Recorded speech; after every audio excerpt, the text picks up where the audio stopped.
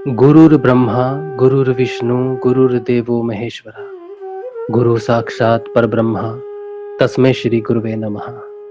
तस्मै श्री गुरुवे नमः। तस्मै श्री गुरुवे नमः। बोलो समर्थ सदगुरुदेव संत श्री रामलाल जी सियाग की जय। बोलो शिव अवतारी महायोगी बाबा श्री गंगाई नाथ की जय। बोलो दशम अवतार कल की अवतार की जय।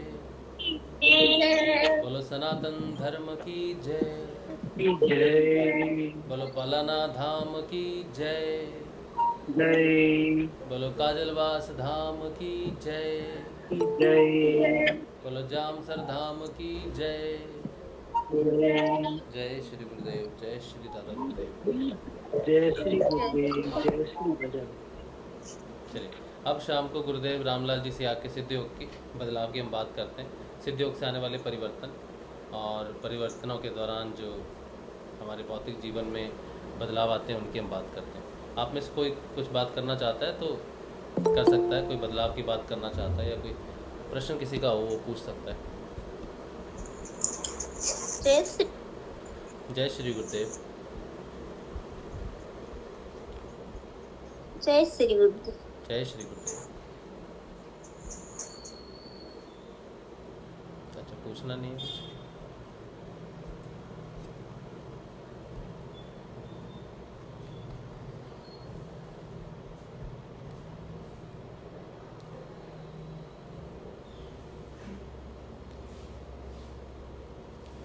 मेरा फोन लाता ना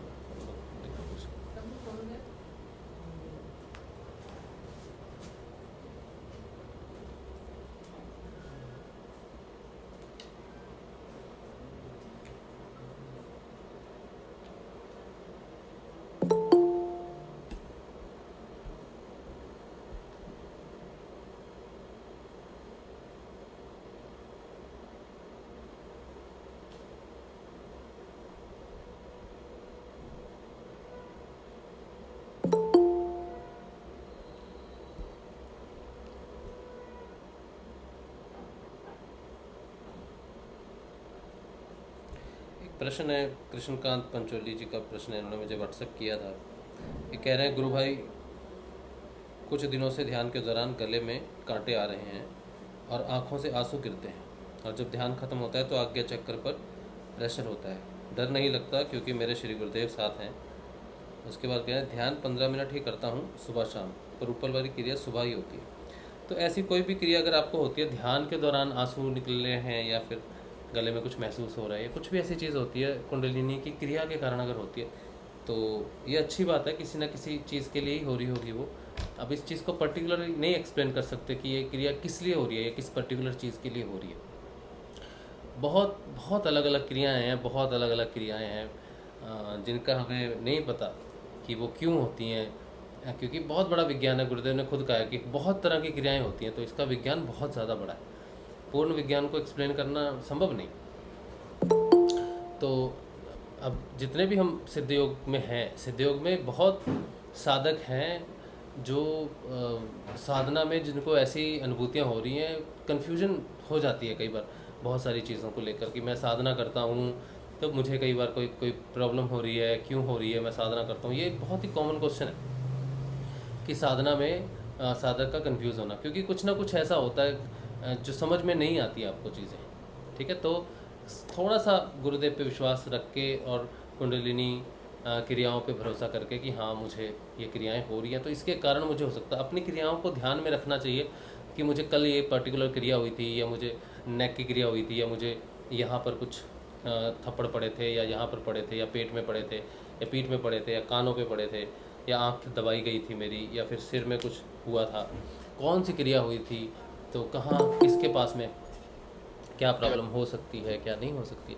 तो ये थोड़ा सा अपनी क्रियाओं पे अगर आप ध्यान रखोगे ना तो आपको वो समझ में आ जाएगी चीज़ की क्रिया के कारण भी हो सकती है। और ज़रूरी नहीं है कि मुझे अगर यहाँ पे दर्द करना है तो क्रिया में ज़ोर ज़ोर से मुझे मारा जाएगा और फिर मेरे दर्द होगा।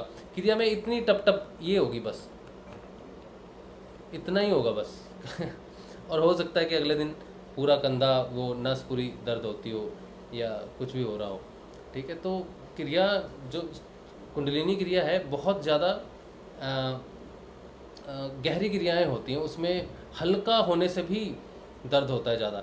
अब हृदय चक्र में हल्का हल्का टैप होगा, जरूरी नहीं जोर जोर जोर से टैप होगा, हल्का हल्का टैप होगा, उसी में ही वो पल्पिटेशन होना, वो सारा चीज़ होना उसी में ही हो जाएगा। ठीक है, बहुत हल्की क्रियाएं होंगी, पेट में बहुत हल्की क्रियाएं होंगी, नाभि में हल्की क्रियाएं होंगी, थप्पड़ पड़ेंगे या कुछ भी होगा। तो आपको ये जो क्रियाओं की जो चीज़ें होती है ना कि कोई मुझे पर्टिकुलर क्रिया हो रही है, किस लिए हो रही है, ठीक है, हर क्रिया को नहीं एक्सप्लेन किया जा सकता, कुछ को किया जा सकता है। ठीक है, कोई मुद्रा होगी, पर्टिकुलर मुद्रा होगी, कमल मुद्रा होगी तो हृदय चक्र खुल रहा है आपका, और कोई दूसरी खास मुद्रा होगी तो वो पर्टिकुलर चीज़ है, पॉइंट पिन पॉइंट है, ये पिन पॉइंट है, ये पिन पॉइंट है, ये पिन पॉइंट है, यहाँ पर कोई क्रिया हो रही है, कोई पॉइंट से प्रेशर हो रहा है, आज्ञा चक्र पे प्रेस हो रहा है तो वहाँ पर झंझनाहट हो रही है, ये सारी चीज़ें जो है क्रिया की कुंडलिनी क्रियाएँ की हैं। तो इसको हमें समझना पड़ेगा, इतना तो हमें थोड़ा सा अपने ऊपर ध्यान रखना पड़ेगा, अपनी क्रियाओं का ध्यान रखना पड़ेगा। ठीक है, तो इन्होंने ये प्रश्न पूछा था, तो जनरल क्वेश्चन है और इन्होंने कहा है कि डर नहीं लगता है तो इन्होंने जब कहा डर नहीं लगता है तो मतलब डर की संभावना है, नहीं कह रहे हैं वो, लेकिन संभावना हो जाती है और डेफिनेटली होती है। मुझे भी डर लगता है, मैं आपको सबको बोलता हूँ मैं बहुत ज़्यादा डरता हूँ जब मुझे कुछ ऐसा होता है तो मुझे बहुत ज़्यादा डर, आप सबसे ज़्यादा डर मुझे लगता होगा शायद। ठीक है, और डर का कारण हमारा ये नहीं है कि मृत्यु हो जाएगी या फिर किसी चीज़ की वजह से कुछ हो जाएगा। डर का कारण होता है हमारी रिस्पॉन्सिबिलिटीज़, हमारी फैमिलीज़, कि हमारी फैमिली है और ये हो जाएगा वो हो जाएगा तो क्या हो जाएगा। और जो सिद्ध योग जो करते हैं जो हैं उसमें हृदय चक्र जो है ना बड़ा डिफ़िकल्ट है, बहुत ज़्यादा डिफ़िकल्ट है, सारा काम ही हृदय चक्र का है। तो ये चक्कर इनका कोई काम ही नहीं, ज़्यादा कुछ काम नहीं है इनका, सारी प्रॉब्लम इसकी है, हृदय की है, इसकी प्रॉब्लम है, सारी गांठें यहाँ पर हैं, सारी ग्रंथियाँ यहाँ पर हैं, सारे भाव यहाँ पर हैं, सारा कुछ यहाँ पर है, डर भी यहाँ पर है, स्वतंत्रता भी यहाँ पर है, पूर्ण स्वतंत्रता भी यहाँ पे, सब कुछ हृदय है। हृदय ही मनुष्य को मनुष्य बनाता है, हृदय से ही भोग और मोक्ष दोनों की प्राप्ति है, हृदय से ही हम भोग करते हैं इच्छाएं, और हृदय से ही हम भागवत काम की तरफ बढ़ते हैं। तो काम की जगह भी ये पुली है, ये नीचे भी है हार्ट चक्र और ऊपर भी है। हार्ट चक्र खुल गया तो ऊपर, नहीं खुला तो हमेशा नीचे। तो सबसे ज़्यादा झमेला जो है ये अपने हृदय का ही है, और इसके कारण ही सारे डर लगना, सारी क्रियाएं होना, क्योंकि देखो सेंटर भी है, ये सेंटर भी है हमारी नाभि तो रचनाकार का सेंटर है, लेकिन ये हमारे ऊर्जा का सेंटर है। तो बहुत कुछ होता है, डर लग सकता है। तो कोई अगर बेसिक कुछ दर्द लगे, कुछ ज़्यादा डर लगे, कुछ हो रहा है 2-3 दिन से, तो फिर 3-4 दिन बाद डॉक्टर को एक बार जनरल चेकअप करवा लेना चाहिए, प्रेशर चेक करवा लो। मैंने भी अपना प्रेशर चेक करवाना जाके, मैंने नहीं करवाया बहुत दिनों से। मेरी खुद की हालत कई बार होती है, फैमिली को लेके मैं थोड़ा सा इनसिक्योर हो जाता हूँ। ऐसी चीज़ों को नहीं होता, लेकिन कई बार क्रियाएं मुझे इतनी ऐसी क्रियाएं होती हैं, अगर मैं आपको रिकॉर्ड करके दिखाऊँ अपनी मेडिटेशन, अगर मैं आपको मेडिटेशन अपनी रिकॉर्ड करके दिखाऊँ ना, तो आप देखोगे ऐसी मेडिटेशन आप कम ही लोगों को होती होगी। कोई बहुत उग्र मेडिटेशन नहीं होती है, लेकिन जो मेडिटेशन होती है वो मेरी भी समझ के बाहर है कि वो क्या है, कैसे होती है। उस मेडिटेशन के बाद मेरी ऊर्जा कई बार इस शरीर में मुझे महसूस ही नहीं होती, मेरे जुबान से शब्द भी नहीं निकलते, और बहुत ऐसा लगता है कि ये गए प्राण, वो गए ये प्राण। कई बार मैं बहुत डर जाता हूँ इस चीज़ को लेके। इसीलिए कोई डरना, कोई एक्सेप्ट करना कि मुझे डर लग रहा है, ये कोई कायरता की बात नहीं है, ये कोई डर वाली, या कोई कहेगा यार तुम करते हो, कोई बात नहीं, क्यों नहीं लगेगा डर। अगर किसी को कुछ होता है, उसकी फैमिली है पीछे, तो उसको क्यों नहीं डर लगेगा, डर लगना स्वाभाविक है। ठीक है, ये कोई ऐसा नहीं है कि कर रहे हैं तो हमें डर नहीं लगना चाहिए, गुरुदेव हैं, हाँ ये तो हमारा विश्वास है, ये तो हमारी इच्छा शक्ति को बढ़ाने के लिए या हमें हौसला देने के लिए, हाँ गुरुदेव हैं। लेकिन इस हृदय का आप क्या करोगे, ये तो नहीं सुनता ना, ये तो नहीं सुनता आपकी बात। तो डर लगना कोई चिंता का विषय नहीं है। डर लगता है तो कुछ हो रहा है कुछ हो रहा है। ठीक है, बाकी बचाने वाला और मारने वाला वो है, ठीक है, उसकी वजह से ही हो रहा है। लेकिन ये हमारी वजह से, हमने कुछ नहीं किया, ये उसकी वजह से हो रहा है। उसने हमारी कुंडलिनी जगाई, उसने चक्रों का भेदन किया, उसने भावनात्मक ये सारी चीज़ें की, उसकी वजह से ये सब हो रहा है। तो जो करने वाला है वो उस पर छोड़ देना चाहिए, डरना नहीं चाहिए, ठीक है। अब इसीलिए आप आराम से, जो भी आपको ऐसा कुछ फील होता है तो आप बात कर लिया करो कि हाँ ये चीज़, ये घटना हो रही है। ये नहीं कि अब पूछने का तरीका अलग है, हो लग रहा है डर, लेकिन पूछने की मुझे ये क्रिया हो रही है तो इसका क्या अर्थ है, ठीक है। अब इन्होंने जब पूछा है कि मुझे ये क्रियाएं हो रही हैं, ये हो रहा है, तो इसका अर्थ क्या है। तो चक्कर यही है कि खुल के हम एक्सेप्ट नहीं करते कि ये क्रिया हो रही है, मुझे डर लग रहा है। और जो बहनें हैं, गुरु बहनें हैं, वो तो गुरुदेव को वैसी प्रार्थना कर देती हैं कि गुरुदेव मुझे ऐसी कोई क्रिया ना हो, मुझे डर लगता है। और मैंने देखे हैं साधक, वो कहते हैं कि मुझे कुंडलिनी, मुझे गुरुदेव पे बड़ा विश्वास है, बड़ा प्रेम, लेकिन मैं कुंडलिनी जागृत नहीं करना चाहता या चाहती, क्योंकि मुझे डर लगता है। मैं अपनी साधारण ज़िंदगी में खुश हूँ, ये क्रियाएं होना या ये होना, ये मुझे बहुत डर लगता है। तो डर वो एक्सेप्ट करते हैं, मुझे डर लगता है, और क्रियाओं के कारण बहुत सारी चीज़ें होती हैं जो महसूस होती हैं आपको, ठीक है। तो कोई चिंता का विषय नहीं है। ऐसे मत पूछो कि इस क्रिया का क्या अर्थ है, साफ पूछो कि मुझे कुछ आजकल मुझे, क्योंकि मेन मुद्दा क्रिया नहीं है, मेन मुद्दा है आपका भाव। आपको प्रसन्नता महसूस हो रही है, आपको डर महसूस हो रहा है, आपको कुछ और महसूस हो रहा है, तो ये प्रश्न होना चाहिए गुरुदेव से, गुरुदेव की तस्वीर से, गुरुदेव मेरे को डर महसूस हो रहा है, तो ये क्यों हो रहा है, ये कुंडलिनी के कारण हो रहा है, ये किसी चीज़ के कारण हो रहा है, ये शरीर में बदलाव हो रहा है। तो गुरुदेव को ये पूछ सकते हो आप कि ये शरीर में बदलाव हो रहा है तो क्यों हो रहा है। वो मार्गदर्शक हैं। लोग कहते हैं नहीं जी नाम जपो, ध्यान करो, गुरुदेव ने कहा कि मेरी ड्यूटी है, बिल्कुल उनकी ड्यूटी है, लेकिन हृदय का क्या करोगे। मैं तो बार बार एक ही सवाल करता हूँ। अब देखो, ये जो चक्र जागृत होते हैं ना, तो हर चक्र में वो शक्ति का एक डरावना रूप रहता है, हर चक्र में रहता है उसका डरावना रूप, वो ओपन होने नहीं देती, ठीक है। अगर उसका डर ही खत्म हो गया, अगर हम सोचें कि हाँ हमने साधना शुरू की है और शुरू करें, अगर उसका डर ही ना हो, अगर वो आए, उसकी फीलिंग आए, उसकी ऊर्जा आए और वो डर महसूस ही ना हो, तो वो तो कहेगी हुई यार कमाल की, मैं डाकनी राकनी शाकनी लाकनी बन के बैठी हूँ, ये तो साधना कर रहा है, इसको तो कुछ नहीं डर लगता। हालांकि साधक को होता कि हाँ गुरुदेव हैं, गुरुदेव हैं, गुरुदेव, लेकिन उनकी भी एक शक्ति है, ठीक है। शक्ति का एक स्वरूप वो भी है जो आदमी को रोकता है, ऊपर असेंड करने से रोकता है, और उसका रोकना ही उसका काम है। क्योंकि आपकी धारणा पक्की कैसे होगी अगर सब कुछ स्मूथ चल रहा है, जो कहते हैं ना आनंद में है, बढ़िया है, सब है। मुझे यकीन ही नहीं होता कि साधना इतनी सुखद कैसे हो सकती है।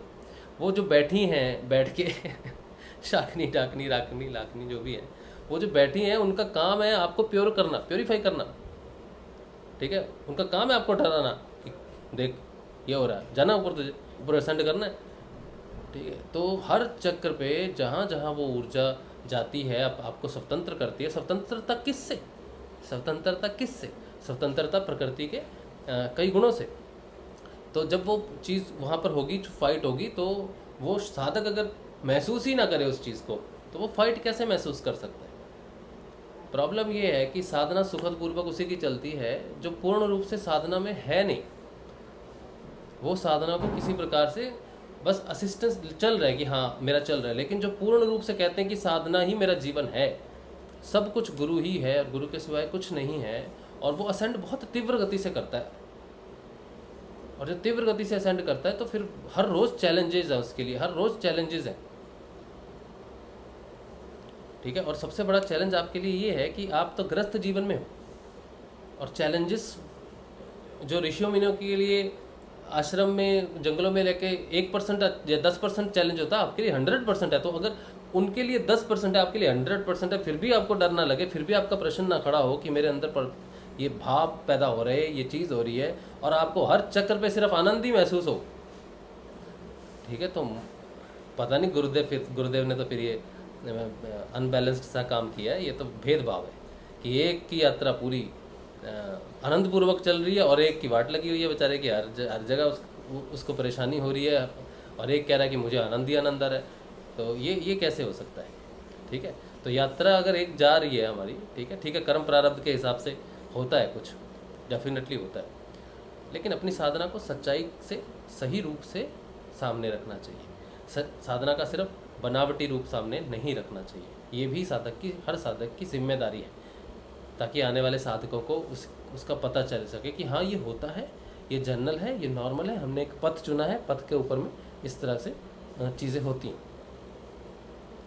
ठीक है, तो ये हमारी रिस्पॉन्सिबिलिटी, उसको छुपाना नहीं, अपने भावों को छुपाना नहीं, अपने बदलाव को छुपाना नहीं है।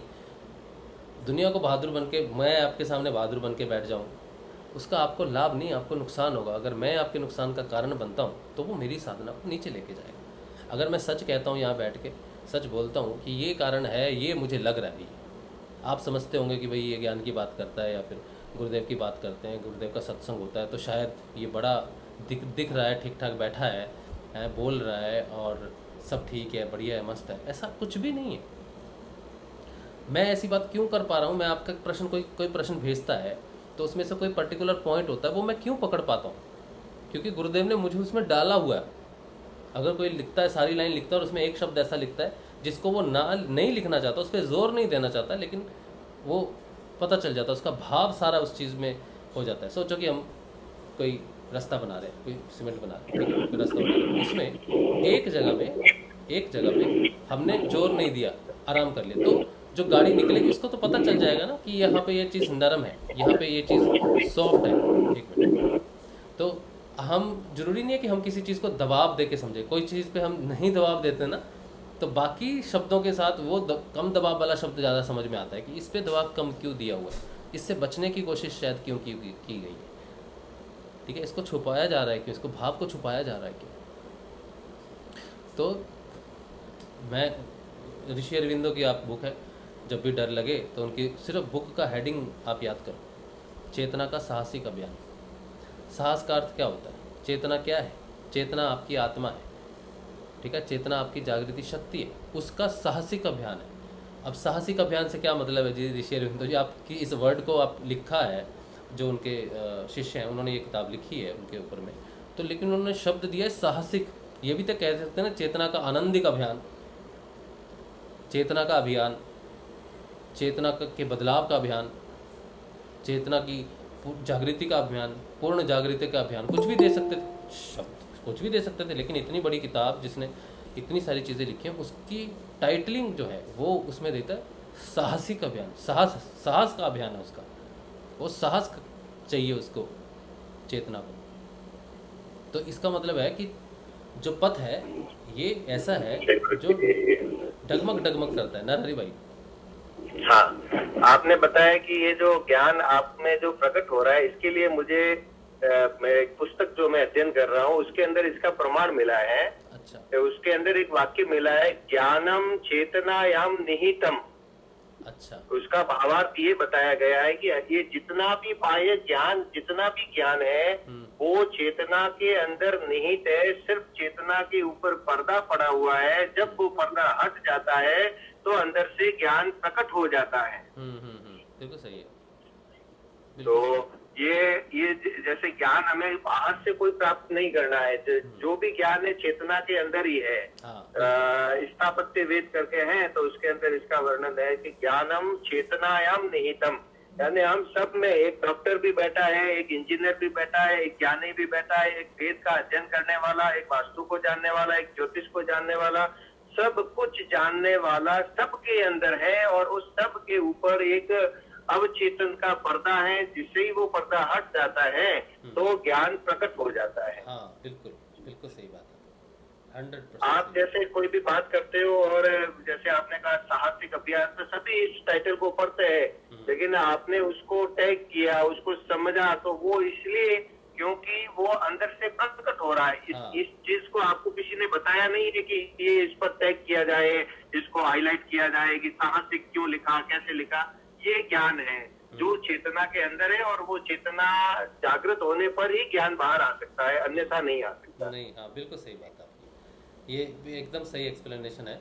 जब हृदय से एक ये जो आपका ट्विटर कैंपेन चलता है ना, ट्विटर कैंपेन में मैंने तीन चार ट्विटर कैंपेन में मैंने हिस्सा लिया था।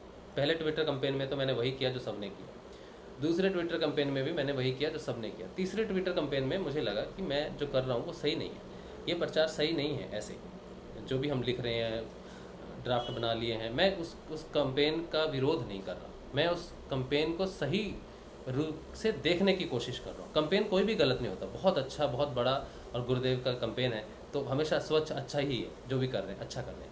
लेकिन मैं जब देखता हूँ अपने प्रचार प्रसार को, तो मैं ये नहीं देखता कि मैं सारे जो कर रहे हैं वो मैं क्यों कर रहा हूँ। मुझे रीज़न चाहिए कि मेरे जीवन में अगर मैं कोई काम कर रहा हूँ, कोई कर्तव्य कर रहा हूँ, कोई कर्म कर रहा हूँ, तो वो कैसे कर रहा हूँ, किस भाव से कर रहा हूँ। क्या मैं बस करता जा रहा हूँ अंधा होकर करता जा रहा हूँ, तो मैं अंधा होकर नहीं चल सकता कहीं। तो तीसरे कैंपेन में मैंने 17 और 19 कुछ ट्वीट किए थे। वो 17 और 19 ट्वीट मैंने प्री प्रिपेयर भी नहीं किए थे। वो 19 और 17 ट्वीट जो थे वो मैंने उसी समय किए थे जिस समय वो कैंपेनिंग चल रही थी। वो मैंने इसलिए किया था कि मैं वो लिखना चाहता हूँ जो मेरे अंदर है। वो 19 ट्वीट्स आप अगर पढ़ोगे ना, वो सारे के सारे डिफरेंट ट्वीट्स हैं। उसमें एक ट्वीट आता है, शायद सेकंड लास्ट ट्वीट होगा शायद, जो नरहरि भाई ने अभी कहा है, ठीक है। उसमें एक ट्वीट ये आता है कि जब चेतना जागृत होती है, जब आत्मा जागृत होती है हृदय से, तब उसकी असेंशन होती है। जिस तरह से बच्चा पैदा होता है ना, वो बाल शिशु होता है, फिर बालक बनता है, फिर युवा बनता है, फिर नौजवान होता है, प्रौढ़वस्था, प्रौढ़ जो हमारी कुछ बात हुई थी, प्रौढ़वस्था आती है, फिर वृद्ध अवस्था आती है, फिर वो हमेशा के लिए मौन हो जाता है। ये एक अवस्था है एक प्राणी की जो जन्म लेता है। इसी तरह से आत्मा जब जागृत होती है, आत्मा की अवस्थाएं होती है। आत्मा द्विज से शुरुआत होती है, उसको कहते हैं द्विज, आत्मा का पैदा होना। फिर उसके बाद अगर आप मुझे 2 मिनट का समय दो तो मैं वो पूरा आपको पढ़ के सुनाता हूँ। इस समय वो बहुत अच्छा लगेगा आपको ट्वीट, मुझे बस थोड़ा सा समय दो। ट्विटर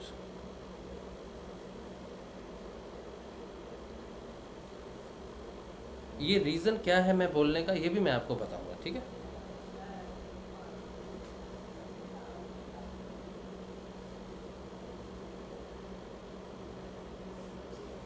जब तक आप ट्वीट ढूंढते हैं तब तक मैंने आज जो जाना वो मैं बता रहा हूँ। हाँ जी, श्योर, प्लीज। कि ये भी है कि सतयुग, त्रेता युग और द्वापर युग को इस प्रकार से चेतना के स्तर पर डिफाइन किया जाता है। सतयुग में सारे सत्य को धारण करने वाले थे, इसलिए उन पर किसी ग्रह का प्रभाव नहीं पड़ता है, उन पर किसी प्रकार के वास्तु के दोष का प्रभाव नहीं पड़ता है, और उन व्यक्तियों पर किसी भी प्रकार के मौसम का भी प्रभाव नहीं पड़ता है जो सत्य और सत्व को धारण कर लेता है, जिनकी चेतना सतो गुण में पूर्ण रूप से स्थापित हो जाती है। उन लोगों पर किसी भी प्रकार के बाह्य ग्रहों इत्यादि का प्रभाव भी, प्रकृति का प्रभाव नहीं पड़ता, जिसके अंदर गर्मी लगना, सर्दी लगना, अपने बारिश से प्रभावित होना, हिंसक जीवों से भय लगना, ये सारे नष्ट हो जाते हैं। वो एक सतयुग या सत्व गुणी के लक्षण बताए गए हैं। और वो गुरुदेव ने हमें हमारे सेशन में भी हमें ऐसा लगा, बात हुई थी कि जब चेतना का स्तर ऊपर उठ जाता है तो ये सारे बंधन छूट जाते हैं। तो फिर कि किस पर इन सारी वस्तुओं का, सारे प्रकृति के प्रभावों का प्रभाव किस चेतना पर पड़ता है कि रजोगुण से शुरू होता है। रजोगुण और तमोगुण, इन पर सभी चीजों का प्रभाव पड़ता है। इसलिए ये स्पष्ट होता है कि एक दो व्यक्ति हैं, एक पर तो प्रकृति का प्रभाव पड़ता है और दूसरे पर नहीं पड़ता है। उसका कारण होता है चेतना का स्तर। चेतना जितनी ऊपर उठी हुई होगी और चेतना सत्व में स्थापित होगी, तब उस पर किसी भी प्रकार का बाह्य ग्रहों का और बाह्य दोषों का प्रभाव नहीं पड़ेगा, और वह पूर्णता को प्राप्त हुआ होगा। तो उस पर किसी भी प्रकार के ग्रहों का, नक्षत्रों का और ये प्राकृतिक आपदाओं का भी प्रभाव नहीं पड़ता है। और जो रजोगुण में है और जो तमोगुण में है, चाहे प्रधान रजोगुण हो या तमोगुण हो, या अंशात्मक रूप से तमोगुण और रजोगुण की अधिकता हो, तो भी उन पर इन सभी चीजों का प्रभाव पड़ता है। मेरा ऐसा प्रश्न था गुरुदेव से कि जब सब कुछ गुरुजी को ही करते हैं, तो फिर मैं लोगों के क्यों ग्रह देखूं या लोगों के क्यों सजेस्ट करूं कि आपके वास्तु दोष है या आपके ये ग्रह चल रहा है। कि भाई वास्तविक रूप से गुरुदेव बताते हैं कि सबका कल्याण करना है और कल्याणकारी तो गुरु मंत्र है, तो उन पर ग्रहों का प्रभाव क्यों नहीं पड़ता। तो पहले मुझे बताया गया कि मुझ पर इन ग्रहों का प्रभाव नहीं पड़ता है। जैसे सुकन देखना, तामसिक शक्तियां होती है कि नहीं होती है, ये सारी चीजें गुरुदेव ने मेरे जीवन में मुझे प्रैक्टिकल करके बताया। और फिर स्वप्न में, मनोमय कोश में हम कुछ देखते हैं, बुरे सपने देखते हैं, उसका जीवन में बुरा प्रभाव होना, ये सारी चीजें मैंने अनुभव की और मेरे जीवन से गुरुदेव ने हटा दी। दूसरों के मैं ग्रह देखूं, उन पर लागू होते और उसी राशि वाला अगर मैं हूं तो मुझ पर उन ग्रहों का असर नहीं होता है। तो अब मुझे उसका प्रमाण मिला, शास्त्र के अंदर लिखा हुआ प्रमाण मिला कि ये चेतना के स्तर पर निर्भर करता है। इसलिए मुझे कर्म के रूप में यह कार्य करना है कि जो अभी चेतना के उस स्तर में नहीं है, उनके लिए ग्रह और उनका प्रभाव, उनके रत्न, वो सारे काम करेंगे। वास्तु का प्रभाव कार्य करेगा, प्रकृति का प्रभाव कार्य करेगा, ऋतुओं का प्रभाव कार्य करेगा, और ग्रहों की स्थितियों और जन्म कुंडली में स्थित ग्रहों के फल उनको प्रभावित करेंगे, जिनके चेतना का स्तर रजो गुण और तमो गुण में है। इसका तात्पर्य ये भी नहीं है कि मेरी चेतना का स्तर सतो गुण में है। इसको इस प्रकार से हम सभी साधक समझ सकते हैं कि जब हम गुरु को धारण करके गुरु पर पूर्ण रूप से विश्वास करते हैं और समर्पित हो जाते हैं, तो धीरे धीरे ये सारा आवरण हटता रहता है। गुरुदेव पहले तो हमें प्रैक्टिकल करवाते हैं और उसके बाद हमें किसी पुस्तक के माध्यम से प्रमाणित करते कि देख भाई, तेरे साथ ऐसा मैंने ये परिवर्तन आया और ये इस जगह लिखा हुआ है। तो अभी मुझे वो लिखा हुआ अब मिला है और वो चीजें मैंने महसूस पिछले 1 वर्ष से कर रहा हूँ, लेकिन अब मैंने उस चीजों को लिखा हुआ और शास्त्रों के वेद के भागों में, उपनिषद में लिखा हुआ उसको मैंने पाया कि ये चीजें चेतना के स्तर पर निर्भर करती है और चेतना जिस लेवल पे है उस लेवल से ही हर व्यक्ति के ऊपर इस प्रकृति का प्रभाव प्रभावित होता है। चेतना का स्तर जितना ऊपर होगा गुरुदेव की कृपा से, और ये जो हमें गुरुदेव ने हमें जो दिया है ये वास्तविक रूप से वेदों का ही ज्ञान है। वेदों के अंदर जो ऋग्वेद के अंदर जो चीजें बताई गई है वो गुरुदेव हमें प्रैक्टिकल करवा रहे हैं। यानी हमें पहले प्रैक्टिकल करवाते हैं और उसके बाद प्रमाण देते हैं कि देख इसलिए इस चीज का ये प्रमाण है। गुरुदेव ने अपनी स्पीच में भी कहा है कि मैं कोई नया पंथ बनाने नहीं आया हूँ, हमारे सनातन धर्म को और गीता के ज्ञान को मूर्त रूप देने आया हूँ। उसका प्रैक्टिकल उसमें लिखा हुआ है, शास्त्रों में लिखा हुआ है और कुछ विधि के द्वारा लोग वहां तक पहुंचे भी हैं, लेकिन इतना सरल नहीं था। सबके लिए चेतना के स्तर को ऊपर उठाना इतना आसान नहीं था जितना आसान गुरुदेव ने हमें अब इस मंत्र के सिद्ध योग के द्वारा हमें इतना आसानी से उस परम सत्ता को प्राप्त करने का मार्ग बताया। और वो जो सबसे कठिन कह सकते हैं एक भौतिक संसार के लिए, वो सारी चीजें हमें गुरुदेव ने बहुत ही सहज रूप में, बहुत ही आसानी के द्वारा वो चीजें हमें सबसे पहले तो गुरुदेव प्रैक्टिकल करवाते हैं। जैसे साइंस में प्रैक्टिकल होता है, पहले हम थ्योरी पढ़ाते हैं फिर प्रैक्टिकल करवाते हैं, लेकिन गुरुदेव क्या करते हैं पहले तो प्रैक्टिकल करवा देते हैं जीवन में। क्योंकि अगर हमें पहले थ्योरी बता दे तो हमें लगेगा कि मनोमय कोश के द्वारा हमारे साथ ये सारी घटनाएं घटित हो रही है, लेकिन नहीं, सबसे पहले प्रैक्टिकल रूप से ये दिखाया जाता है, जीवन में घटनाओं को घटित करवाया जाता है और उनके प्रभाव को समझाया जाता है। और उसके बाद शास्त्र के, और शास्त्र सामान्य शास्त्रों के नहीं, वेद उपनिषद इनके द्वारा हमें प्रमाण दिया जाता है कि देख गीता में ये लिखा हुआ है, उपनिषद में ये लिखा हुआ है, वेद का तात्पर्य है, उसके मंत्रों का अर्थ ये है, वेदों के मंत्र कहाँ से प्रकट हुए, अपौरुष है कहा तो इसका मतलब क्या किसी भगवान ने आके लिखे? नहीं, ऋषियों के ध्यान अवस्था में ऋषि मुनि जो तपस्या करते थे, जो साधक थे, उनको ध्यान, वो मंत्र दृष्टा है ऋषि। हर वेद के मंत्र में मंत्र दृष्टा होता है, दृष्टा यानी देखने वाला। तो उन्होंने मंत्र रचयिता नहीं आता है शब्द, आता है मंत्र का दृष्टा, जो मंत्र को जिन्होंने ध्यान अवस्था में संस्कृत परिष्कृत भाषा में देखा और उसको वापस कलमबद्ध किया और लिखा, पहले याद किया और फिर लिखा, इसलिए वो मंत्र दृष्टा कहलाते हैं। तो ऋषियों ने जिन्होंने इन मंत्रों को देखा वो प्रकृति का रहस्य है और वही वेदों में दिया हुआ है और वही उनका सरलतम रूप है, वो उपनिषद है। इसलिए ये जो गुरुदेव हमें जो कुछ भी हमारे साथ जीवन में घटनाएं घटित होती हैं, ये नया नहीं है, लेकिन वो पहले से है, लेकिन इतना आसान करके हमारे जीवन में आम व्यक्ति के लिए, सामान्य व्यक्ति के लिए बहुत ही आसान रूप में, आसान तरीके से इस चीज को हम हासिल कर रहे हैं। इसलिए हमारे गुरुदेव जैसा कोई नहीं है। गुरुदेव जो हमें दे रहे हैं, अगर जब जब हम इस चीज को समझते जाएंगे तब हमें पता चलेगा कि हमें क्या मिला है और उसको प्राप्त करने के लिए कितने ऋषि मुनि जन्म लेते थे, बार बार जन्म लेकर भी इस सदगुरु को प्राप्त करने का भगवान से प्रार्थना करते थे कि हमें सदगुरु मिले जो इस प्रकार से हमारी चेतना के स्तर को ऊपर उठाए। जय गुरुदेव। जय गुरुदेव। बहुत बढ़िया, बहुत बढ़िया, बहुत बढ़िया। तो ये जो चेतना है ना, ये चेतना के झमेले है इंदौर। जो भी ज्ञान है, जब जो कुछ भी ये आप गीता पढ़ते हो ना कि घर में हमारे गीता रखी हुई है, तो ये है गीता धारण करने का विषय है। एक्चुअल में गीता रखने का विषय नहीं है। ये वेद उपनिषद जितने भी इन्होंने बातें की, ये सारी धारणा है। इनको ही, इसी को धारणा कहते हैं कि जनेऊ है, ये धारणा है। वो दिखता है जनेऊ आपको, लेकिन जनेऊ एक धारणा है। बिना उसको धारण किए भी अगर कोई व्यक्ति सत्य को धारण कर सकता है तो उसको जनेऊ की ज़रूरत नहीं। बिना गीता को घर में रखे भी अगर वो गीता का ज्ञान धारण कर सकता है तो उसको बाहर किसी चीज़ की ज़रूरत नहीं। यानी कि सब कुछ अंदर ही है। धारणा जिसे कहते हैं, गुरुदेव कहते हैं धारणा सूक्ष्म अंग है। धारणा को होने में समय लगता है। इसका अर्थ है कि ज्ञान को डेवलप होने में समय लगता है। ज्ञान एक दिन में प्राप्त नहीं होता। जो कहते हैं कि इनलाइटनमेंट जो आप कहते हो, जैसे भगवान बुद्ध को हुआ, श्री नानक देव जी को हुआ, और भी जितने संत हुए हैं जिनको इनलाइटनमेंट हुई है, वो सिंगल डे की इनलाइटनमेंट नहीं है कि आज बैठे और आपको वो बैठे किस स्थिति में, समाधि में बैठे। लेकिन समाधि में उनको इनलाइटनमेंट, वो ज्ञान प्राप्त हुआ। 3 दिन बैठे, 4 दिन बैठे, जितने भी बैठे।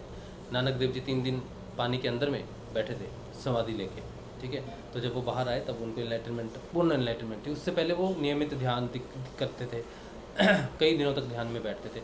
तो इनलाइटनमेंट आपकी समाधि में प्राप्त होने वाली वो क्षण है, टॉप ऑफ द आइस।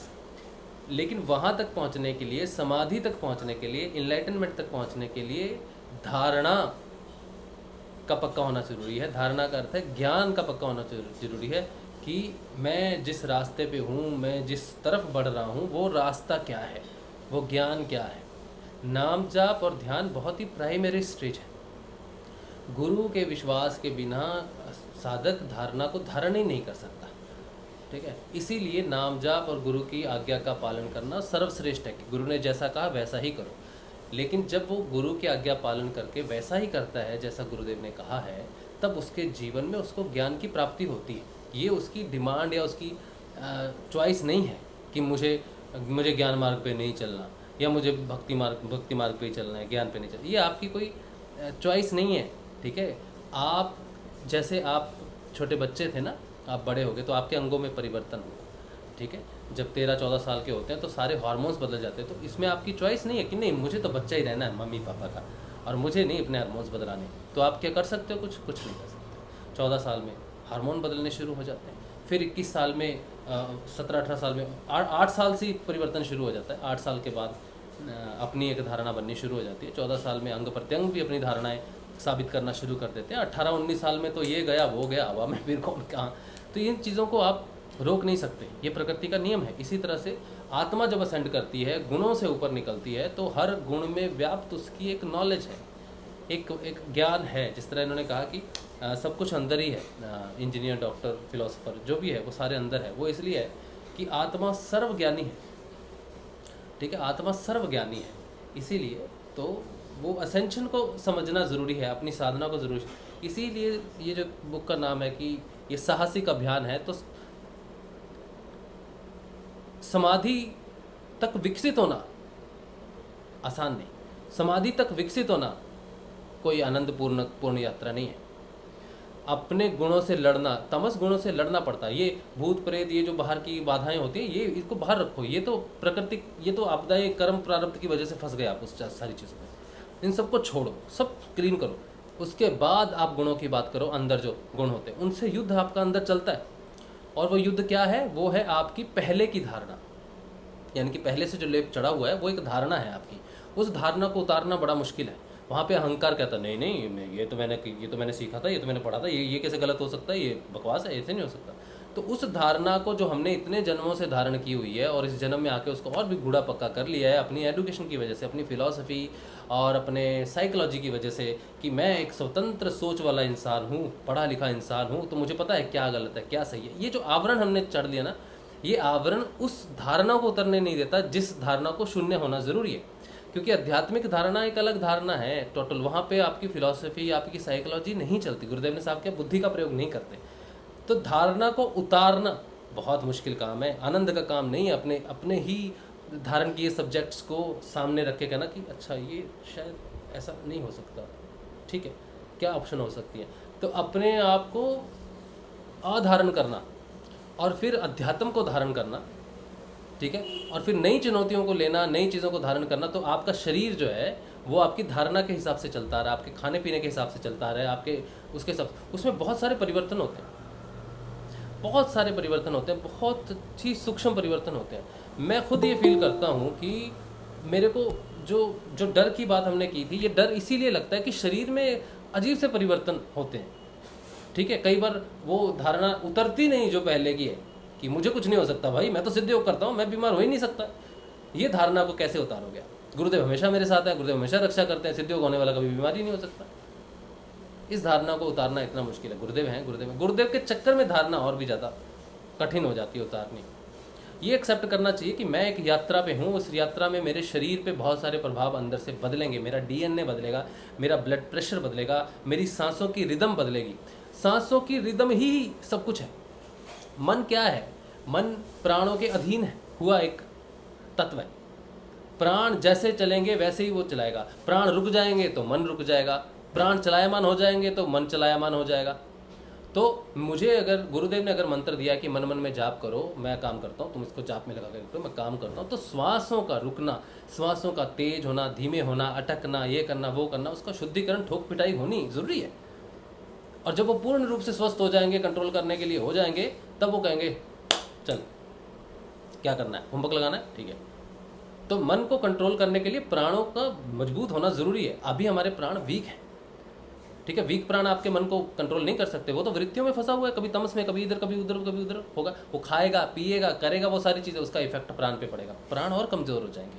तो प्राणायाम जरूरी है, इसीलिए वो योग का महत्वपूर्ण अंग है, ठीक है। तो मनोमय कोश से ऊपर अन्नमय कोश, प्राणमय कोश, मनोमय कोश। प्राण जो है वो पहले शरीर आसन लगता है, यम नियम आसन। तो पहले अन्नमय कोश मजबूत होता है, फिर उसका मन मजबूत होता है कि उसको मन पे कार्य किया जाए, प्राणों को पहले स्ट्रॉन्ग किया जाए ताकि वो मन को स्थिर करे। प्राण हृदय और स्थिरता यहाँ ऊपर, हृदय से ऊपर स्थिरता है, ठीक है। तो प्राणों को डर लगना, प्राणों का भय लगना, हृदय में ये सारी चीज़ें होना, इसके लिए धारणा उतरना और धारणा का चढ़ना बहुत ज़रूरी है। इसीलिए स्वतंत्र होना, अपने आप को फ्री छोड़ना, कि सब कुछ गुरु करते हैं, ये अपने आप को फ्री छोड़ने वाली बात है। और इस टॉपिक में कि गुरु कृपा ही केवलम, ये जो शब्द है, ये जो मंत्र है, ये अपने आप को, अपनी धारणा को निकालना और नई धारणा को एक्सेप्ट करने का एक मंत्र है, एक विधि है। अगर किसी ने ये मंत्र बनाया है कि देखो कोई आया होगा, ये हो रहा जी, वो हो रहा जी, ये तो नहीं हो सकता, वो तो नहीं हो सकता, तो उसको कहा देखो जब भी तुम्हें लगे ना ये नहीं हो सकता, वो नहीं हो सकता, तुमने शांत होकर बैठना है, ईश्वर प्रणिधान मानना है और कहना है गुरु कृपा ही केवलम, जो भी है उनकी इच्छा से। तो तुमने ये मंत्र हमेशा याद रखना है। तो गुरु कृपा केवलम ही इसीलिए आया कि वो परिवर्तन को एक्सेप्ट कर सके, अपने आप को फ्री छोड़ पाए कि बुरा हुआ गुरु कृपा ही केवलम, अच्छा हुआ गुरु कृपा ही केवलम, अपने आप को स्वतंत्र करने का मंत्र है, ठीक है। लेकिन वो मंत्र के पीछे रहस्य क्या है, वो क्यों आया? गुरुर ब्रह्मा गुरुर विष्णु गुरुर्देवो महेश्वरा गुरु साक्षात परब्रह्म तस्मै श्री गुरुवे नमः। ये मंत्र क्यों आया, इसकी जरूरत पड़ी क्यों? गुरु बहुत महान है, बहुत बड़ा है, सही बात है, अच्छी बात बता दी, लेकिन इस मंत्र की जरूरत पड़ी क्यों? पड़ी इसलिए कि जिस मार्ग पे तुम चल रहे हो, अगर तुम्हारे पास गुरु है तो ब्रह्मा के कई अवतार हुए, विष्णु के कई अवतार हुए, शिव के कई अवतार हुए, तुम्हें अलग अलग कहीं जाने की जरूरत नहीं। गुरु ही ब्रह्मा है, गुरु ही विष्णु है, गुरु ही महेश है, गुरु पर ब्रह्म है, उसमें सारे देवी देवता, सारा पूजन सम्मिलित है।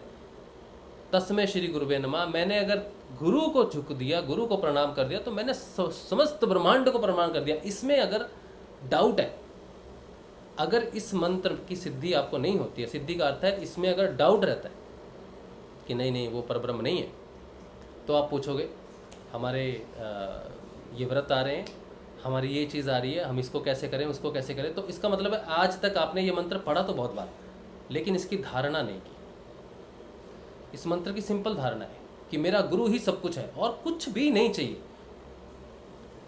ना मुझे कोई ब्रह्मा के कोई कितने अवतार हुए होंगे, विष्णु के कितने 9 अवतार हुए, कृष्ण राम सारे हुए, तो और किसी को अलग से पूजने की जरूरत नहीं है। गुरु में सब कुछ निहित है, उस गुरु के बिना तो कुछ भी नहीं। ये धारणा मजबूत करती है जब आध्यात्मिक व्यक्ति, ये आध्यात्मिक व्यक्ति की बात है। अगर भौतिक आदमी को कहो गुरु ब्रह्मा गुरु विष्णु, हाँ बोला ठीक है बढ़िया, चलो आज गणेश पूजा करेंगे, ओम भूर्भुवः, क्या गणेश जी का मंत्र है जो सर्वप्रथम पूज्य गणेश जी। और यहाँ भी अंदर भी वो सारा जो प्राप्त होता है ना, ब्रह्मांड जास पिंडे साई ब्रह्मांड, ये जो पूजाएं हम करते हैं सारी की सारी, गणेश जी प्रकट होते हैं अंदर। मंत्र आता है उनका लंबोदरम, मूलाधार और स्वादिष्ठान में अधिष्ठात्रता है उनकी, अधिकार है उनका पूरा, उससे मंत्र बना। आपको बोलते हैं आप गणेश जी का जाप करो, ओम श्री लंबोदराय नमः, लंबोदरम ऐसा करते हैं ना, तो लम हो गया आपका मूलाधार, रम हो गया आपका स्वादिष्ठान।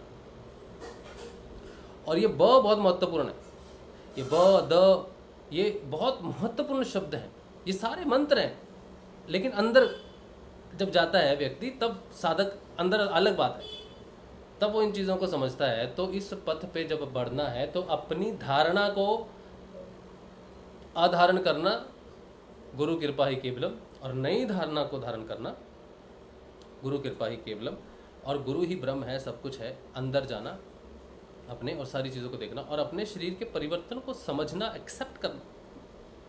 बाहर में बनावटी प्रचार गुरुदेव का नहीं करना है। आप, मैं ये नहीं कहता कि आप बनावटी प्रचार करते हो, ठीक है, ये बात अच्छी भी नहीं होगी। किसी की साधना को ऐसा कहना, किसी की भाव को ऐसा कहना, भाव ही होते हैं सारे गुरुदेव के प्रति, ठीक है, लेकिन भाव में बह के हम कर क्या रहे हैं वो बहुत ज़्यादा महत्वपूर्ण है। इसलिए अपना एक एक स्टेप सोच के रखना कि मैं जो कर रहा हूँ क्या मुझे उसका ज्ञान है, या मैं उसको उस चीज़ को जानता हूँ जिस चीज़ का मैं प्रचार कर रहा हूँ। कल को कोई बनता मुझे सच्ची में बहुत मुसीबत में है और मुझे काउंटर अटैक करे कि अच्छा मैं ये करना चाहता हूँ तो ये कैसे होता है, ये चीज़ें कैसे होती है, फिर आप कहोगे नहीं जी अब तो गुरु का नाम लो मंत्र। वो व्यक्ति जानना चाहता है, तो मैं उसको आधा अधूरा नहीं छोड़ सकता, वो आके भी नहीं आ पाएगा।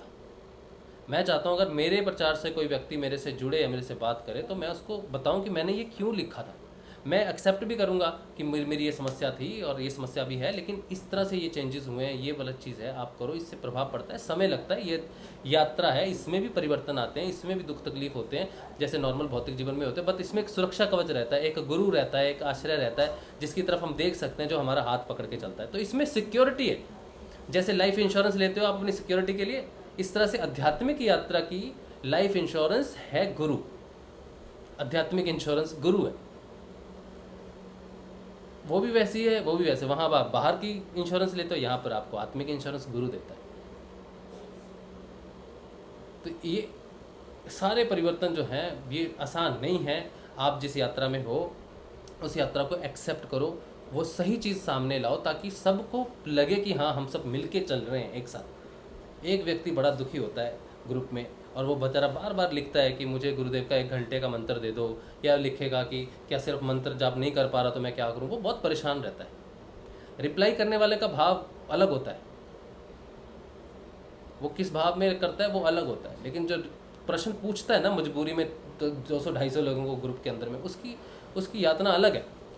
वो अपनी साधना के कष्ट को देख रहा है, साधना में कष्ट को देख रहा है कि मेरे से नाम, और जिसकी सांस रुकी हो, जिसको कोरोना हुआ हो, जो बहुत मुश्किल हालत में हो, उसको कहोगे ना नाम जपो, नहीं जप पाएगा वो नाम बेचारा। अगर किसी के प्राण अटक जाए ना किसी वजह से, हाई प्रेशर लो प्रेशर भी हो जाए, तो उसको बोलो नाम जपो, तो वो नहीं जप पाएगा। ये रियलिटी है। हम बैठ के बैल देंगे नाम जपो नाम जपो, प्रेशर ठीक हो जाएगा, ये ठीक हो जाएगा, वो जिस समय उसकी सांसें अटकी वो नहीं कर पाता उस समय। तो साधना में उसको कहो कि पता है तो इस समय नहीं कर पाएगा, फोटो है, बस आराम से, कुछ नहीं, ठीक है, हौसला देने का उसको पता होना चाहिए कि अगर ज़बरदस्ती कहे कि नहीं तुझे नाम जपना ही पड़ेगा, तुझे नाम जपना ही पड़ेगा, तो वो बेचारा वैसे ही परेशान है। मस्तिष्क अस्त व्यस्त हो जाता है बीमारियों में, और जो ज़्यादा जिनको गंभीर बीमारियाँ होती हैं उनका बहुत हालत होता है, बहुत मुश्किल से स्थिरता आती है इस चीज़ के अंदर में। तो ये भी आसान नहीं है चीज़ें सारी की सारी, इसलिए अपनी साधना को हमें सही तरह से प्रचार करना, वो लिखना, जो वो बताना लोगों को जो मैंने फील किया, मैं खुद क्या फील कर रहा हूँ, मेरी यात्रा कैसी है, 10 लोगों ने कैसा फील किया, वो तो कोई पूछे कि बाकी किसी के साथ क्या हुआ है, तब मैं बता सकता हूँ कि ये चीज़ हुई, ये वेबसाइट है सर, आप देखो, जाओ, सब कुछ पता करो। मेरा बदलाव जब लोग पूछेंगे तो मैं उनको सच बताऊँ कि देख तू आ रहा है, पहले 5 दिन 6 दिन इस चीज़ को समझ ले, ठीक है, इस चीज़ को समझ ले, उसके बाद जो है फिर आना उस चीज़ में। अब हमने टी शर्ट्स बनाई है, ये टी शर्ट चाहे तो एक दिन में सारा डिस्ट्रीब्यूशन हो सकता है, लोग बाहर खड़े हैं लेने के लिए, उनको कपड़ों की ज़रूरत है, कुछ भी एक दिन में डिस्ट्रीब्यूशन हो जाएगा। लेकिन उससे पहले उस चीज़ की जानकारी होनी ज़रूरी है, प्रचार होना ज़रूरी है कि ये क्यों दी जा रही है तुमको, ये साधना है, ऐसे चलनी चाहिए, ये होना चाहिए, इसमें ये सारी चीज़ें आती हैं कि धीरे धीरे ये चीज़ें बढ़ती हैं। उसके लिए आपको समय चाहिए, एक व्यक्ति आधे घंटे में नहीं समझता सारी चीज़ें। गुरुदेव बैठ के जब प्रवचन करते थे, 1 घंटे का बनता था, 40 मिनट 45 मिनट करते थे, तो गुरुदेव कहते थे हज़ारों आते हैं, 2 जुड़ते हैं। इसका कारण ये है कि उनको और ज़्यादा चाहिए चीज़ें। अगर वो गुरुदेव के सामने हफ्ते में या फिर महीने में 4 बार आते तो उनका परिवर्तन अलग होता, लेकिन कोई आया और उसके बाद आया ही नहीं। जब गुरुदेव स्वयं भगवान ईश्वर कल की बैठा है और वो बता रहा है, तब भी उसका आवरण नहीं टूट रहा है। तो हम जैसे जो अभी साधक हैं, जिनके खुद के आवरण बहुत ज़्यादा हैं, और फिर हम वो चीज़ बोलते हैं जो हमें सही लगता है, लेकिन उसके आवरण का हमें ज्ञान नहीं, फिर वो कैसे आगे बढ़ेगा उस चीज़ को लेकर। तो अपनी साधना का पूर्ण ज्ञान होना बहुत अति आवश्यक है। नाम जाप, ध्यान, मंत्र, गुरु आदेश बहुत अच्छी बात है, लेकिन अपनी साधना का ज्ञान इसलिए होना ज़रूरी है कि दूसरे को अपने साधना में लगाना है। जब आपको अपना ही ज्ञान नहीं है तो आप दूसरे को साधना में कैसे लगाएंगे। ये गुरु कार्य है। गुरु ने कहा मेरा मिशन नहीं है, तुम्हारा भी है, मेरे अखबार बनो। अखबार जाता है, अखबार में क्या सिर्फ हेडलाइंस आती हैं आपके घर में, या हेडलाइन एक होती है और उसके नीचे बहुत सारी डिस्क्रिप्शन होती है, फोटोज़ होती है, सब कुछ होती है। तो अगर आप एक न्यूज़पेपर बनते हो तो सिर्फ आपको हेडलाइन लेके जाना है या फिर उसके साथ डिस्क्रिप्शंस भी लेके जानी है? आपको कैसा अखबार बनना है? सिर्फ हेडलाइन बुलेटिन्स या फिर उसकी संक्षिप्त या वर्णन उसका बनना है? तो वो तभी एक्सप्लेन हो पाएगा जब आपको उसकी पूर्ण नॉलेज है उस चीज़ की। ठीक है, नए नए साधक आते हैं, उनमें बड़ा जोर शोर होता है कि मुझे प्रचार करना है, मैं कैसे करूँ, क्या करूँ। उल्टा होता है, उस प्रचार में बहुत काम गंभीर हो जाता है, खुद भी फंस जाते हैं और नए साधक भी जो होते हैं वो भी फंस जाते हैं। तो प्रचारक होना एक स्थिति है। तो अगर आप कोई कैंपेन करो, यूट्यूब पे करो, फेसबुक पे करो, ट्विटर पे करो, कहीं भी करो, ये मीडिया ऐसा है, यहाँ पर बैठने वाले लोग टाइम पास करने के लिए बैठे हैं, और जो लोग रियली इंटरेस्टेड हैं वो सिर्फ हेडलाइन से नहीं मानेंगे, उनको डिटेल चाहिए, उनको फील चाहिए। आप जो लिखोगे ना, आप तो लिख दोगे, लेकिन आपके शब्दों में वो भाव और फील हर जगह होती है। आपने कोई बुक लिख दी ना, किसी ने कोई बुक बहुत अच्छी लगती है, कोई नहीं लगती। एक आध्यात्मिक व्यक्ति है और एक साधारण व्यक्ति है, दोनों ने एक ही बुक पढ़ी, लेकिन वो किसके विषय की है उसको उसके भाव समझ में आएंगे रिटर्न वाले। तो अगर कोई सच में ढूंढ रहा है गुरु को, तब आपके भाव, जिस भाव से आपने लिखा हो, या तो कॉपी पेस्ट करके लिखा है तो नहीं उसके पास पहुंचने वाली वो चीज़, लेकिन अगर भाव से लिखी हुई है तो आप वाला ही उसके पास पहुंचेगा। ये सूक्ष्म जगत है।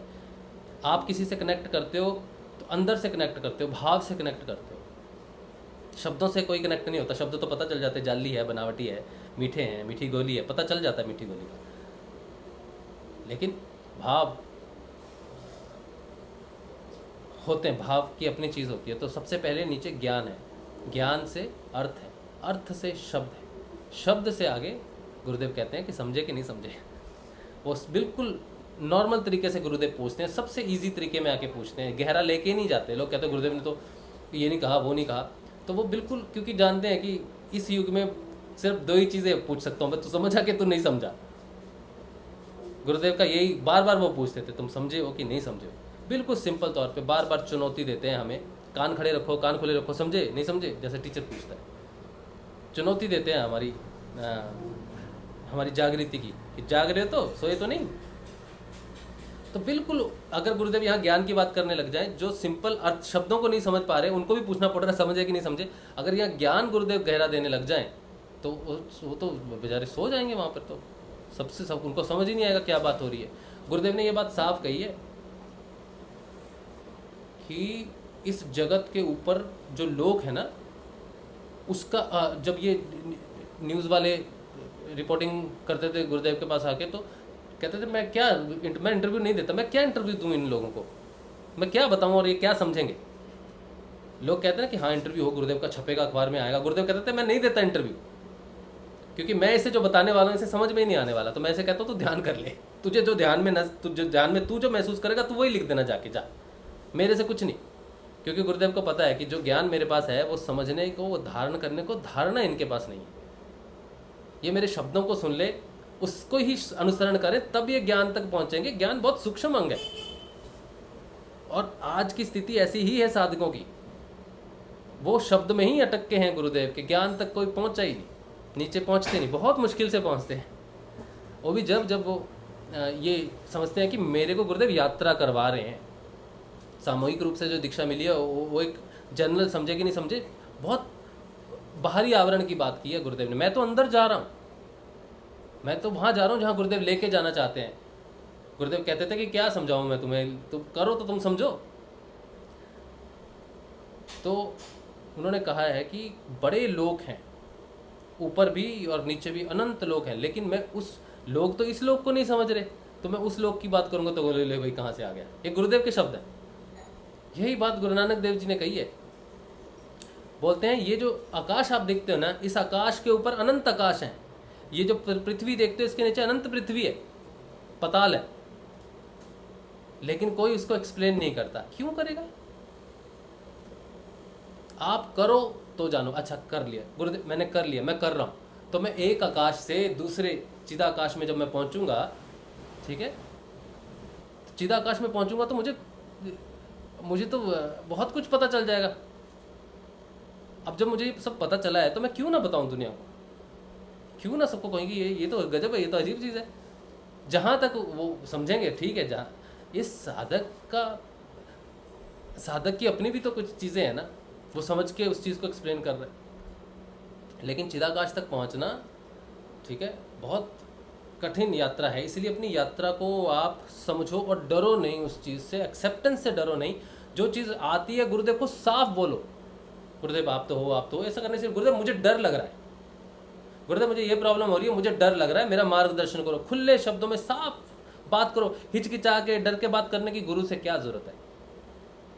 साफ शब्दों में कहना चाहिए कि गुरुदेव ये प्रॉब्लम हो रही है, मुझे डर लग रहा है भैया, मेरा समाधान करो, नहीं तो मैं चला डॉक्टर के पास। या तो समाधान करेंगे या डॉक्टर के पास लेके जाएंगे, कुछ तो करेंगे, लेकिन साफ शब्दों में कहना जरूरी है।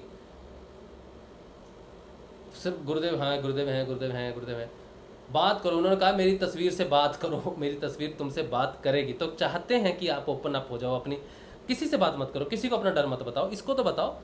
ये दोनों तो बैठे ही इसीलिए, तो ओपन अप हर चीज़ में।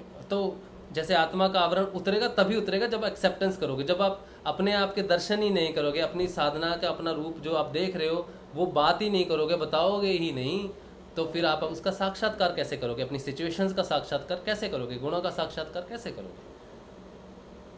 तो एक्सेप्टेंस बहुत ज़्यादा ज़रूरी है। ठीक है। और जो मैं आपके साथ यहाँ पर बात करता हूँ, बातचीत करता हूँ, मैं आपको ज्ञान देने के लिए नहीं करता। मैं आपको किसी को कोई ज्ञान दे नहीं सकता, कुछ भी नहीं करता हूँ कि मैं अपने आप को स्थापित करूँ। लोग कहते हैं कि स्थापित करने के लिए शायद बात करता है, बनावटी ज्ञान है, जो भी है, जो कहता है, कोई फ़र्क नहीं पड़ता उस चीज़ से।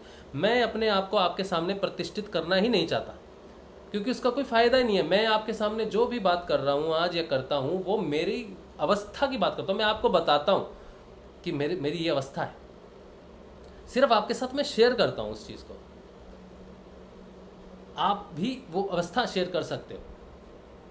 कोई ज्ञान नहीं बांटता, कोई ज़ीरो, बिल्कुल कुछ भी नहीं। वो कुछ उस अवस्था के बारे में जब हम सब बात करते हैं मिलके, तब हम उसका सत्संग करते हैं, उसकी बात करते हैं। तो मैंने आपको अपनी जब अवस्था बताई तो वो हमें अवस्था का हमारे ही माध्यम से जवाब देता, उसी को हम ज्ञान कहते हैं।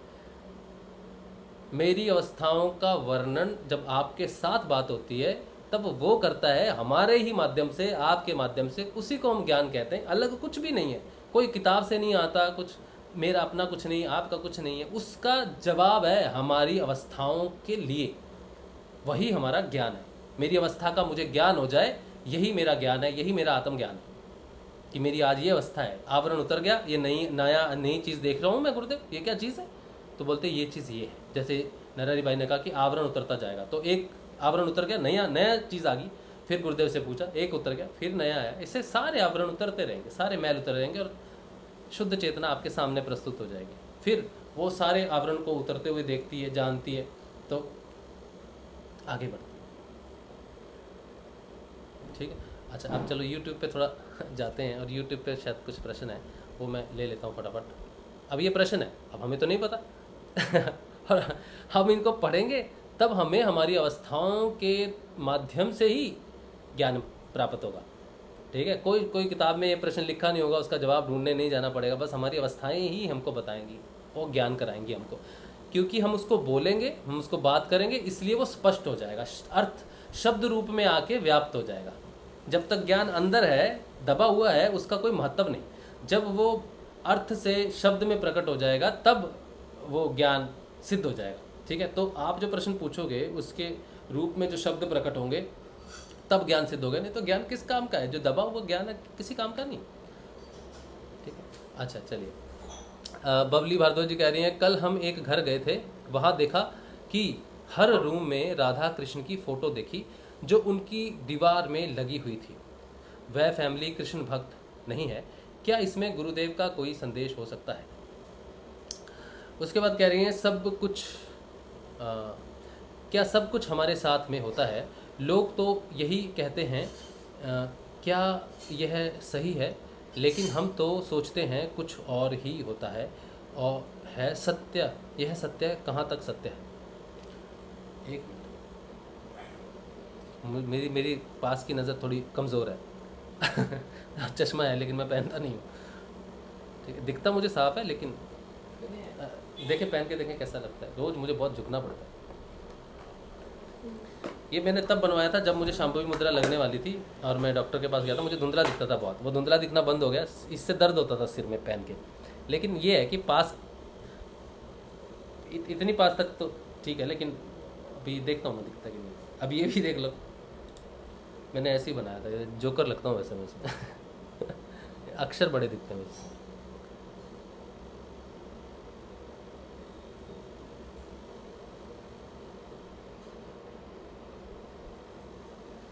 क्या सब कुछ हमारे तो क्या अंकल लगते हो, अंकल लगते हो अच्छा अंकल लगता हूँ ना स्टाइलिश नहीं है ये, एक्चुअली ये वैसे ही बना लिया था मैंने, क्योंकि मैं चाहता नहीं था बनाना। स्टाइलिश बनवाऊंगा मैं, यही ठीक है मेरे लिए। क्या बोल रही है, क्या सब कुछ हमारे हाथ में होता है? तो यही कहते हैं, क्या सब कुछ हमारे हाथ में होता है? लोग तो यही कहते हैं। अच्छा, हिंदी लिखते समय कहीं फुल स्टॉप, कहीं वो डंडी लगा दो तो सुविधा हो जाएगी थोड़ी मुझे। लोग तो यही कहते हैं, क्या यह सही है? लेकिन हम तो सोचते हैं कुछ और, हम तो सोचते हैं कुछ और ही होता है। यह सत्य कहाँ तक सत्य है? एक मिनट, मैं और आगे और मैसेज पढ़ लेता हूँ, शायद थोड़ा और क्लियर हो जाए मुझे।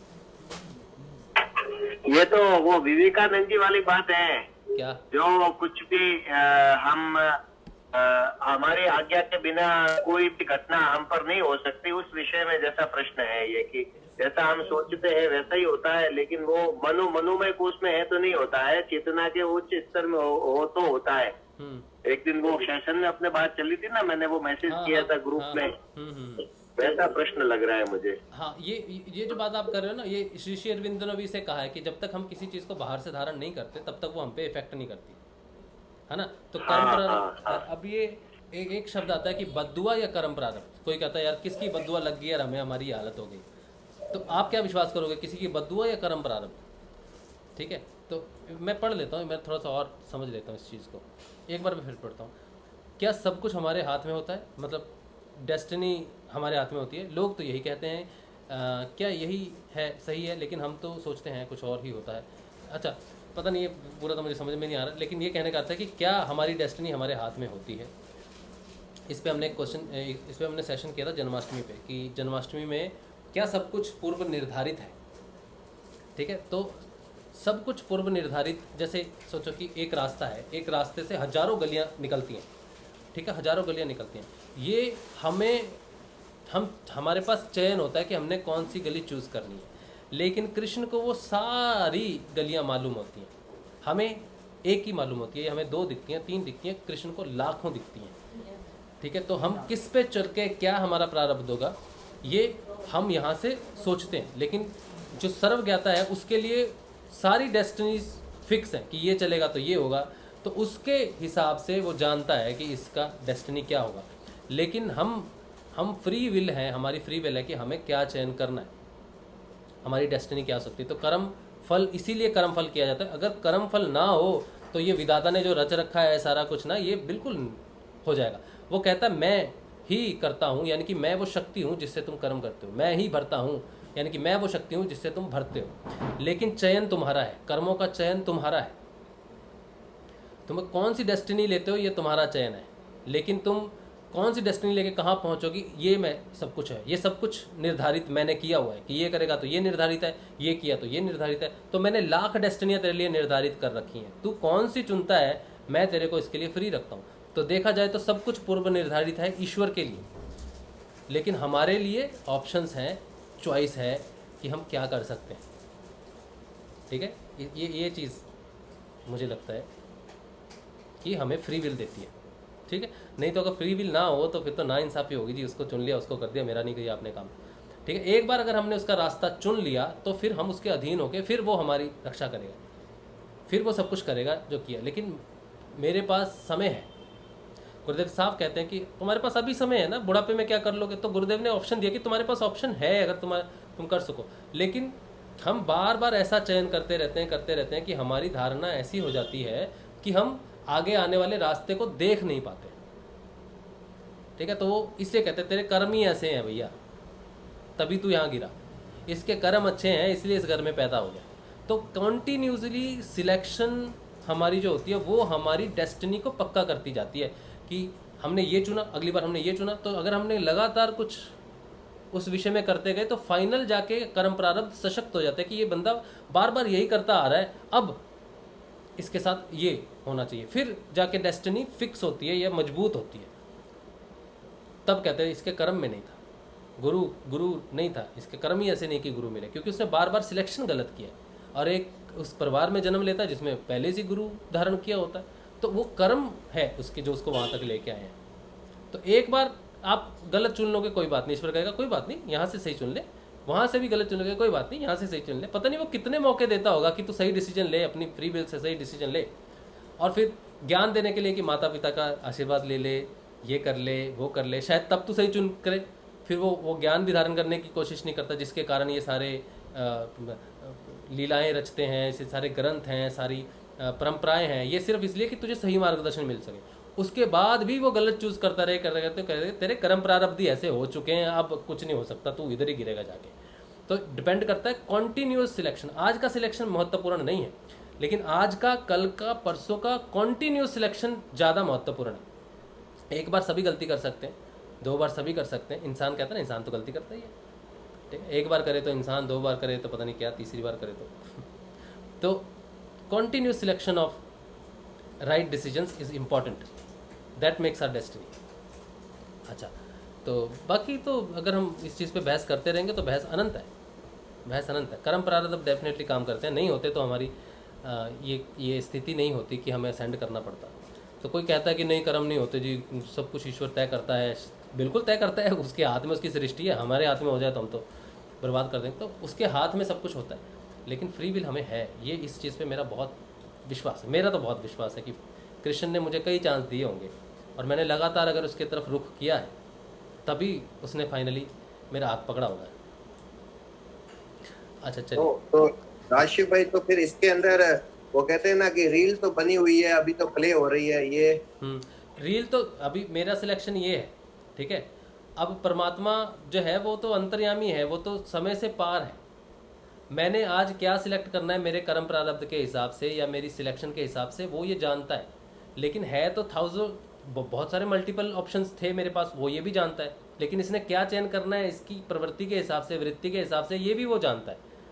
ठीक है, तो वो जानता है कि क्या होना है बाद में जाके। ठीक है, बार बार वो अपना फ़र्ज निभा रहा है, आपको मैसेज देता है बार बार, लेकिन आपने क्या करना है, क्या कर रहे हो, ये भी उसको ज्ञान है। तो वो अपना कार्य कर रहा है मार्गदर्शन के हिसाब से, और हम अपना कार्य कर रहे हैं चलने के हिसाब से। तो वो ज्ञाता है, सर्व ज्ञाता है कि आगे क्या, अनलिमिटेड फ्यूचर पास्ट वो जानता है। लेकिन जो हम करेंगे, हम अपने वृत्तियों के हिसाब से, कर्म फल के हिसाब से ही करना है सब कुछ। इसको देखा जाए तो फिक्स भी कह सकते हो कि डेस्टिनी फिक्स लगती है, क्योंकि वो जानता है क्या होगा। लेकिन जब वो घटना घट रही है, जब वो घटना घट रही है, तो उस घटना को, कर्म को करने वाला व्यक्ति के पास फ्री विल है कि इसने यही करना है, क्योंकि इसकी फ्री विल इसको यही चूज करवाएगी। सूक्ष्म में देखा जाए, अगर ओवरऑल से नीचे आके देखो, तो इस समय अगर मेरे पास सिलेक्शन है कि मुझे ये पानी पीना है कि नहीं पीना है, ये मेरे पास है ऑप्शन। मैं बात करूं या ये पानी पीऊं, ये मेरे पास ऑप्शन है। ठीक है, अब ये उसको पता है कि ये पानी पिएगा कि नहीं पिएगा, लेकिन मेरे पास तो ऑप्शन है, दो ऑप्शन है, मैं कुछ भी कर सकता हूँ, पानी पी सकता हूँ, ये मेरी ऑप्शन है। और मैं बात नहीं करता तो नहीं भी पीता, ये ऑप्शंस होगी ना, बन गई ना, बात बात पे बात बनी। लेकिन वो ये इसको जानेगा कि वो कर सकता है। लेकिन मेरे लिए मुझे नहीं पता था कि मैं इसको पीऊँगा कि नहीं पीऊँगा, तो मेरे लिए फ्री विल है कि मैं इसको पीऊँ या ना पीऊँ। लेकिन वो ये जानता है कि क्या होना है। तो अगर वो सर्व ज्ञाता है तो वो जानता है, रील उसके लिए बन चुकी है, मेरे लिए नहीं बनी, उसके लिए वो रील बन चुकी है। अगर मैं उसकी स्थिति में आ जाऊँ तब मैं जानूंगा कि क्या होने वाली चीज़ें हैं, क्या नहीं है। ठीक है, सूक्ष्म रूप से जो कर्म करता है, कर रहा है, उसके लिए तो करंट डिसीजन है उसने क्या करना है। मेरे लिए बिल्कुल करंट डिसीजन है कि मैं क्या करूं क्या नहीं करूं। अच्छा भी, यहाँ से मैं अच्छा भी कर सकता हूँ, बुरा भी कर सकता हूँ। ठीक है, मैं अपने आप को बदल के संभाव में नहीं, तो इसको बुरा करेगा तो वो रील बनी हुई है तो बुरा करेगा, या वो कैसे बुरा? फिर तो व्यक्ति स्वतंत्र ही नहीं है। एक तरफ तो हम कहते हैं कि व्यक्ति तो स्वतंत्र है अपने कर्म करने के लिए। हाँ। तो अगर रील बनी हुई है तो फिर कर्म अच्छा बुरा का तो कुछ रहा ही नहीं ना, कि रील तो बनी हुई है।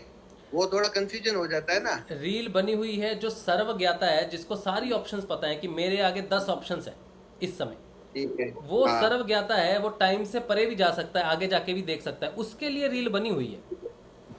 हाँ। वो सर्व नहीं तो सर्व ज्ञाता शंभू का होने का, शिव का अनादि अनंत, हम क्यों कह रहे हैं उसको? तू अनादि है, अनंत है, शुरुआत में अंत में तू ही तू है, हर जगह तू है, तो उसका मतलब नहीं होता। लेकिन मैं नहीं हूँ, मेरे लिए रील नहीं बनी हुई, मेरे लिए चॉइसेस हैं। वो जानता है कि क्या होगा, सब कुछ वो सब जानता है। इसीलिए तो हमें फ्यूचर दिखता है ना, कि हाँ फ्यूचर में ये घटना होने वाली है। क्यों दिखेगा हमें अगर वो नहीं है तो? नहीं, तो आपने अभी जैसे बताया कि जो गलियां है अलग, इस गली में जाएगा तो वहां पहुंचेगा, तो अब वो तो कौन सी गली चूज करेगा वो सर्व ज्ञाता जानता है। तो रील बनी हुई कौन सी है? 1 नंबर गली की बनी हुई है, 2 नंबर की बनी हुई है, या 3 नंबर की बनी हुई है? मेरे लिए तीनों की बनी? मेरे लिए 10 गलियां हैं। ठीक है, मेरे लिए ऑप्शंस 10 हैं, मेरे लिए 10 ऑप्शंस ओपन है। लेकिन वो जानता है कि इसने 10 में से कोई चूज नहीं करनी, इसने तीसरी चूज करनी है या इसने चौथी चूज करनी है। अच्छा, वो जानता है, उसके लिए रील बनी हुई है। अगर मुझे वो ये स्थिति प्रदान कर दे कि तू भी देख सकता है कि तूने करना क्या है, अब मैंने करना क्या है, ये मेरे एक डिसीजन से निर्भर नहीं करता, ये मेरी वृत्तियों से निर्भर करता है कि मैंने क्या करना है। तो मेरे लिए मैं देखूं कि मैं तो इस वृत्ति का इंसान हूं, मैं तो यही करूंगा, तो मैं कहूँगा देखो भैया, मुझे नाम जाप करना है, ध्यान करना है, गुरुदेव का प्रचार प्रसार करना है, ये मेरे लिए रील बनी हुई है, एक तरह से फ्यूचर प्लान मेरे लिए बना हुआ है। ठीक है, लेकिन फ्यूचर प्लान है क्या वो तो मुझे नहीं मालूम। उसको मालूम है कि ये जो अभी सोच रहा है ये करेगा कि नहीं करेगा, या होगा या नहीं होगा, ये वो जानता है, मैं नहीं जानता। मेरे लिए ऑप्शन ओपन है। नहीं, जैसे कई जगह अध्यात्म में ऐसा आता है कि जैसे फिल्म बनी हुई है अब तो डिस्प्ले हो रही है, तो ये बात थोड़ा हजम नहीं होती है ना, कि फिल्म बनी हुई है, जैसे कि कोई नई फिल्म चल आती है मार्केट में तो वो रिकॉर्ड तो हो गई है। हाँ। अब उसमें हीरो या विलन क्या करेगा वो फिक्स है, तो वो डिस्प्ले हो रहा है, तो व्यक्ति की स्वतंत्रता रही नहीं ना। व्यक्ति कहता है कि भाई, एक तरफ तो कृष्ण कहते हैं कि तू कर्म, तुझे इंसान के रूप में ये कर्म योनि है, इसमें तो अच्छा या बुरा दोनों कर सकता है, उसकी चेतना का पावर तो मेरा है, लेकिन तेरे वृत्तियों के अनुसार तू कार्य करेगा, और वो वृत्तियां तो किस प्रकार के कर्म करता है, तो वो व्यक्ति कर्म करने के लिए स्वतंत्र है, तो अच्छा भी कर सकता है, बुरा भी कर सकता है। तो अगर जब रील बनी हुई है तो वो तो फिक्स है कि ये बुरा करने वाला ये मर्डर करेगा, ये तो लिखा हुआ है, ये गड़बड़ हो जाती है ना बात। देखो ये बात सही है कि रील बनी हुई है। हम किसी समस्या में जब फंसते हैं, अचानक देखते हैं ना कि हमें किसी दैवी शक्ति ने बचा लिया, वो बचा तब पाई ना जब उसे पता था कि ये घटना घटने वाली है। ठीक है, उस दैवी शक्ति क्योंकि वो ज्ञाता है, समय के बाहर है, वो जानता है कि होने वाले समय, वो समय के अधीन नहीं है। गुरुदेव कहते हैं हमारा विज्ञान समय और स्पेस से बाहर है, यानी कि समय में सारी घटनाएं जो घटेंगी शुरू से लेकर एंड तक, उसको देखा सुना जा सकता है। ठीक है, ये प्राणी आएगा, ये इस तरह की हरकत करेगा या इस तरह से ये करेगा, उसको सर्वज्ञाता को पता है। वो इसलिए पता है क्योंकि वो बार बार एक ही चयन करता जा रहा है। चयन उसके हाथ में ही है, चयन उसके हाथ में ही है। जो व्यक्ति विशेष है, मेरे हाथ में चयन है इस बात का कि मुझे क्या करना है। ठीक है, लेकिन वो पहले से जानता है कि मैं क्या करूंगा। उसके लिए रील बनी हुई है, मेरे लिए नहीं बनी रील अभी। मैं समय के उसके अंदर ही हूँ, मेरे लिए मैं मुक्त हूँ उस रील से अभी तक। ठीक है, वो मेरी डेस्टिनी जानता है, लेकिन मैं तो नहीं जानता ना। इसलिए मुझे अपनी डेस्टिनी को सही करने के लिए सही रूप से कर्म करना है। मुझे जागृत होना है अपनी अवस्था के लिए कि मैं सही काम करूं।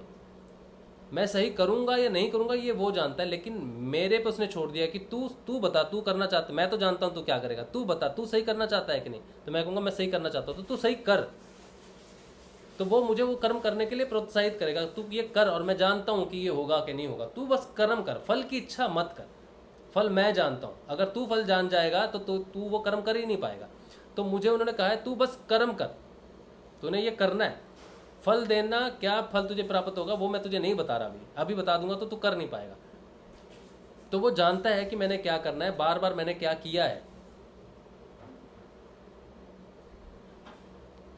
मैं ये तो कृष्ण की बात ही है ना, ये तो हम तो कहीं नहीं से बोल रहे। तू कर्म कर, फल की इच्छा मत कर। यानी कि वो कहता है कि तू कर, तू इस चीज को कर, तेरे अंदर करने वाला मैं ही हूं, क्योंकि तूने मेरी शक्ति को सही कामों में बार बार लगाया है।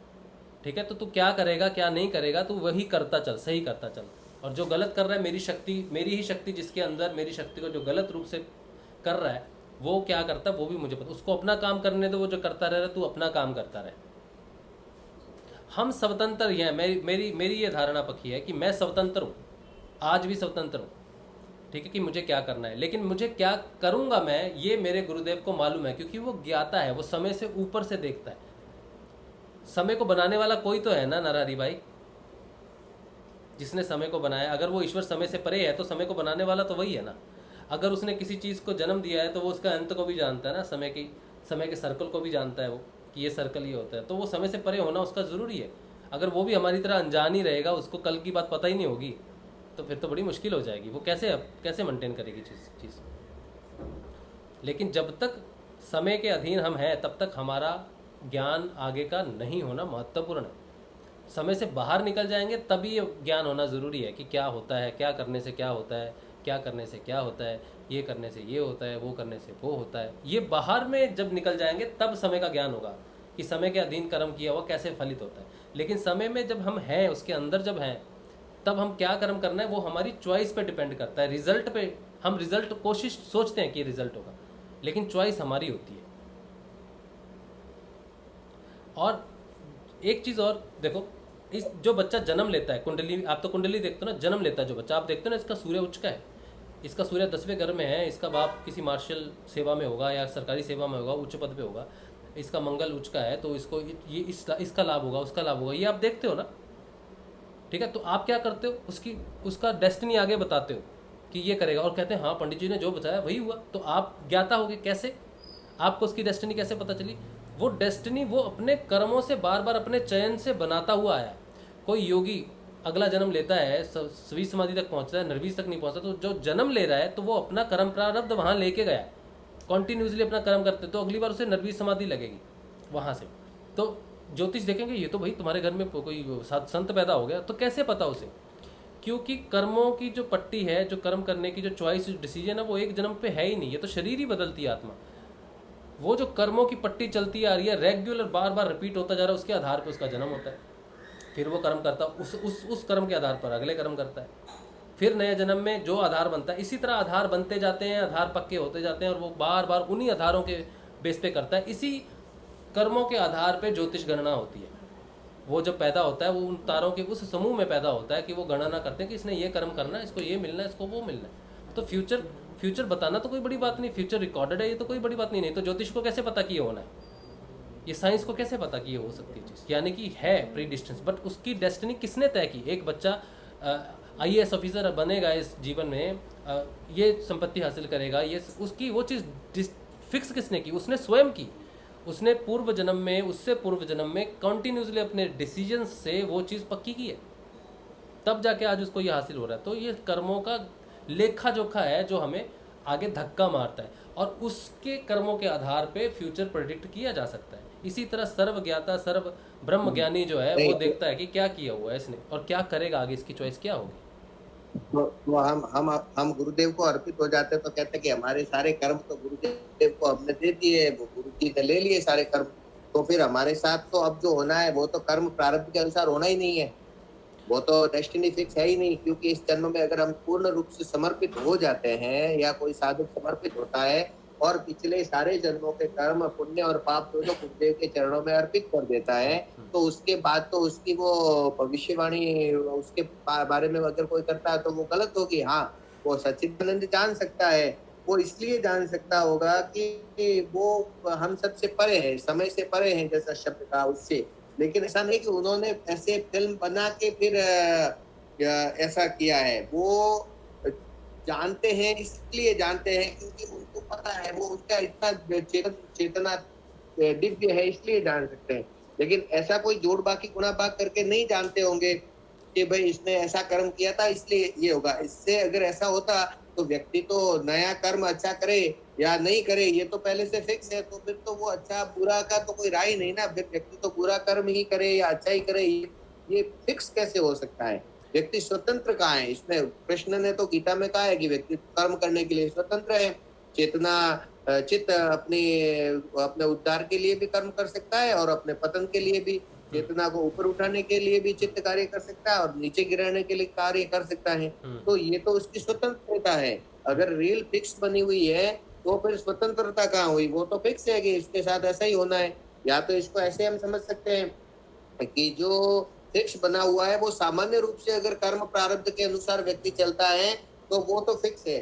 लेकिन जैसे कोई सदगुरु मिल जाए और वो इस मार्ग में इधर आ जाए और कोई गुरुदेव के चरणों में अपने आप को स्वयं को अर्पित कर ले और समर्पण कर ले, तो ये फिक्स नहीं हो सकता कि ये ही समर्पण करेगा ही, ये शायद फिक्स नहीं होगा।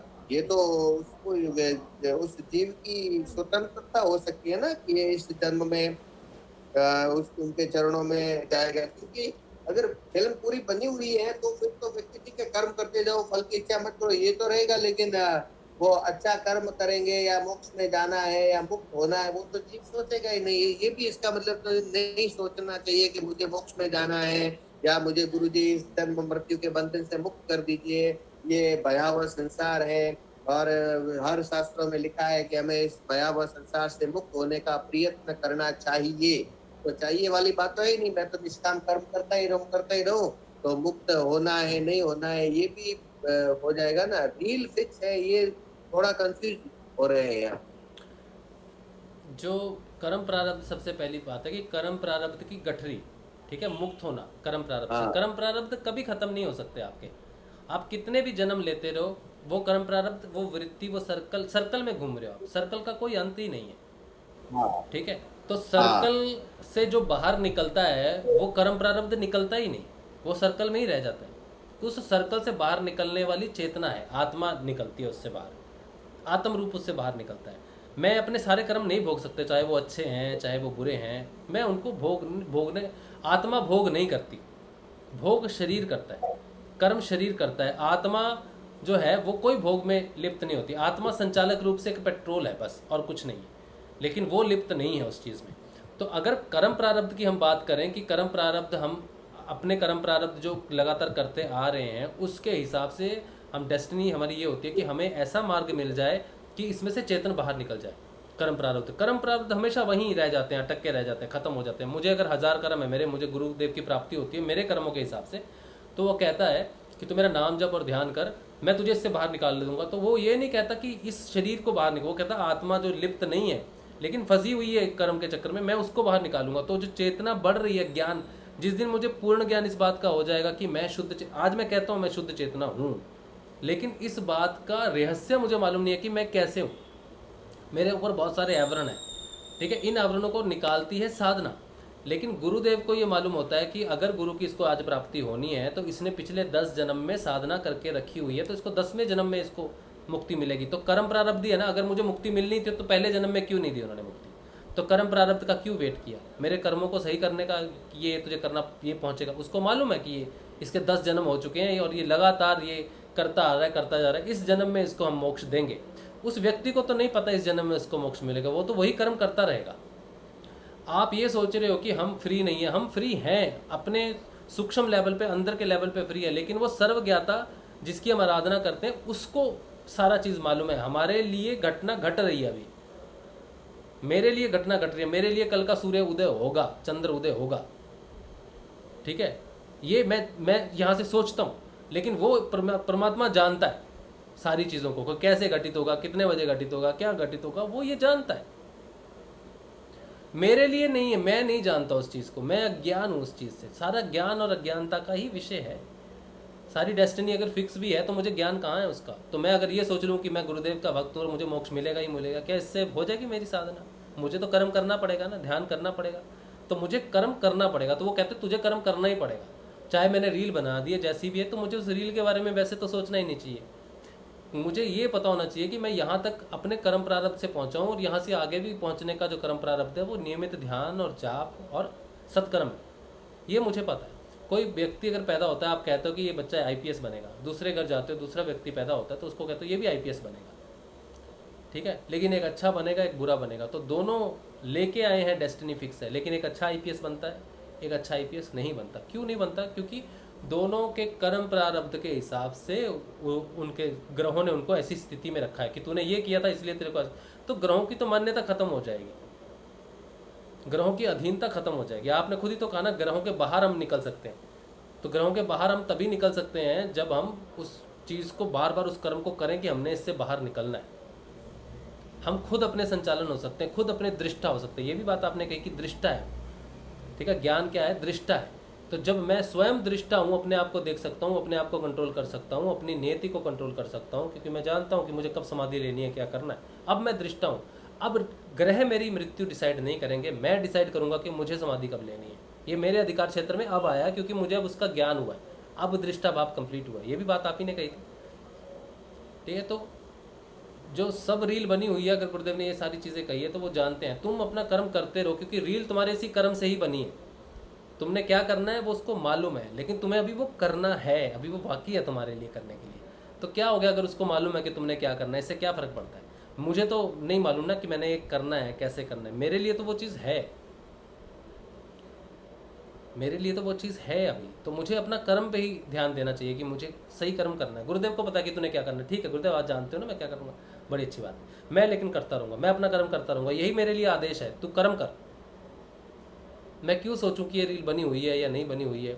बस उन्होंने इसलिए बोला है कि तुम इस चीज़ को देख सकते हो, इससे बाहर निकल जाओगे तो तुम देख सकते हो, लेकिन इससे बाहर निकलने का तरीका बताते हैं। नहीं तो विवेकानंद कैसे ऋषि अरविंदों को आके ज्ञान देते? समय से बाहर आ गए ना, उनकी तो मृत्यु हो चुकी थी 1902 ना 1903-4 में जब हुई थी। उन्हें तो 1906 में आके ऋषि अरविंदों को ज्ञान दिया।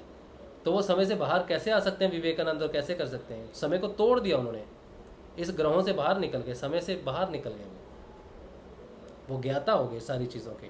लेकिन जब तक वो जीवन में थे तब तक तो उन्होंने कर्म किया।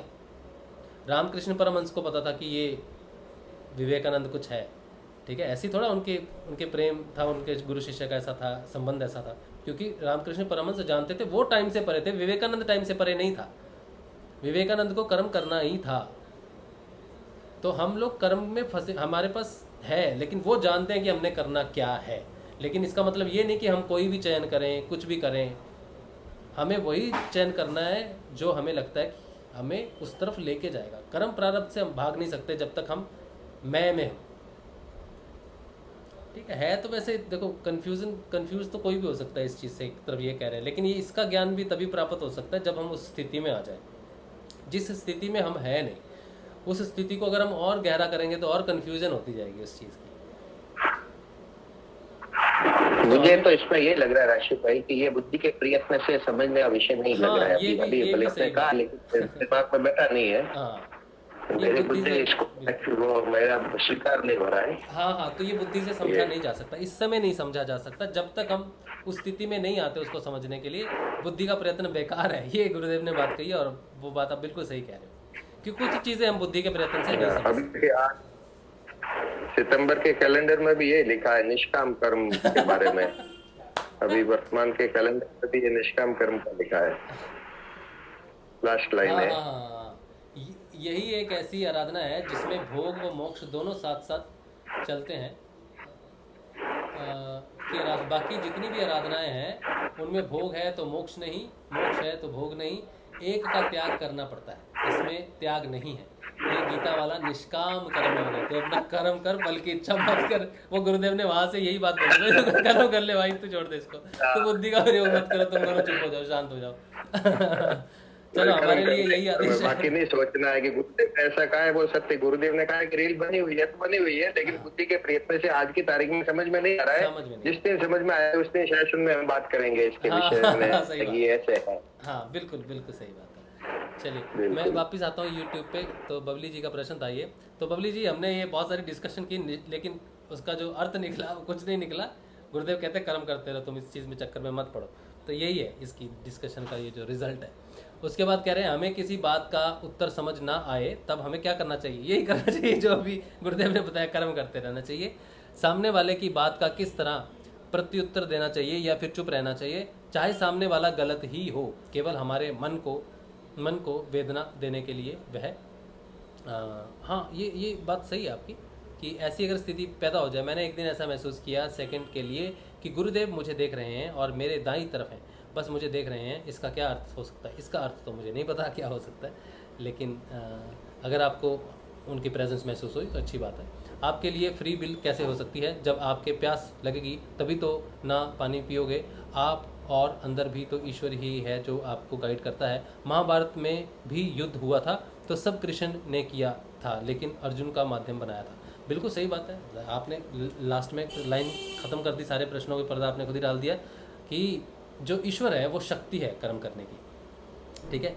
और फ्री विल, देखो ये तो अब झगड़ा है, ये तो झमेला है कि मैं कुछ बोलूँ, मेरा यकीन है क्योंकि मुझे कुछ लगता है ऐसा कि फ्री विल है। आपको इस समय नहीं महसूस हो रहा। नरहरि भाई ने यही कहा कि हमें अपना कर्म करना चाहिए। जिन चीज़ों को हम तर्क से नहीं समझ सकते उसमें हमें अपना समय व्यर्थ नहीं करना चाहिए।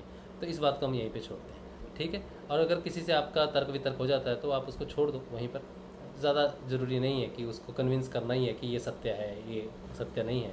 तो जिसके लिए कर्म प्रारब्ध बने हैं उसने कन्विंस हो जाना है, जिसके लिए नहीं है वो नहीं होगा, वो बहस करेगा। वहाँ पे छोड़ देनी चाहिए चीज़ें। अच्छा, अमर कला जी कह रहे हैं मेरे पति फ़ौज में थे, रिटायरमेंट के बाद अब टीचर हैं, तो वे शराब भी लेते हैं और सिगरेट भी पीते हैं और चाय ले लेते हैं। तो मैंने कहा कि आप ध्यान और मंत्र करो तो ये सब छूट जाएगा। फिर बोले मैं ये सब बकवास है, तो मेरी नहीं मानी उन्होंने। तो मैंने गुरुदेव की फ़ोटो उनके बेड के सामने लगा दी, तो 3 महीने के अंदर उनके सब नशे छूट गए। तो गुरुदेव ने इनकी बैंड बजा दी। ये बहुत बड़ी बात लिखी है आपने। ये अब मान जाएंगे वो, क्या बात है, बहुत बढ़िया, बहुत मज़ा आया। अब बोलते हैं ये क्या हो रहा है मेरे साथ? तूने तो कुछ मंत्र नहीं मार दिया मेरे ऊपर। मैं बोलती हूँ कि ये सब मेरे गुरुदेव का कमाल है। बहुत बढ़िया, बहुत बढ़िया। गुरुदेव ने सही कहा है कि मेरी फ़ोटो से ही हो जाएगा काम। ये आज सही साबित हो गई है। ये बहुत बहुत बड़ी चीज़ है। मेरे पति ना ध्यान करते हैं और ना मंत्र करते हैं। गुरुदेव ने केवल फ़ोटो मात्र देखने से बैंड बजा, इनके पति की बैंड बजा दी और बड़ी खुश हैं कि मेरे पति की बैंड बजी है। और ये अच्छी बैंड बजी है एक्चुअली, ये सुर वाली बैंड है, बेसुरी नहीं है, अच्छी सुर वाली बैंड बजी है। तो ये बहुत अच्छी बात है। और गुरुदेव की फ़ोटो के ध्यान से देखो कितने लोग क्योर हुए हैं। और हम जब टी-शर्ट ये सब बनवा रहे थे तो हमारा पर्पज़ यही था कि किसी तरह गुरुदेव की तस्वीर, फ़ोटो किसी रूप में इंसान के हृदय के ऊपर आ जाए, ठीक है। इसीलिए इसको फ़ोटो को गुरुदेव जो बैठे हुए हैं ना, ये हृदय के ऊपर बनवाया है इसको स्पेसिफिकली, ठीक है। गुरुदेव किसी तरह हृदय के ऊपर में निवास आ जाए।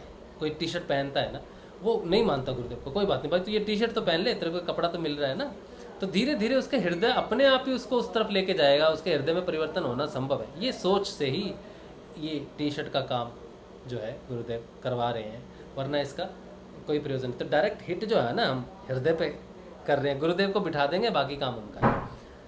तो अभी तो लॉकडाउन की वजह से उतना सब नहीं हो रहा, पर लेकिन जितना भी है पर्पज़ यही था हमारा कि गुरुदेव को हृदय में किसी तरह ले जाएं, हृदय के पास में उसको, तो हृदय में स्पंदन होगा। और एक व्यक्ति ने मुझे कहा, बोला मैंने इसको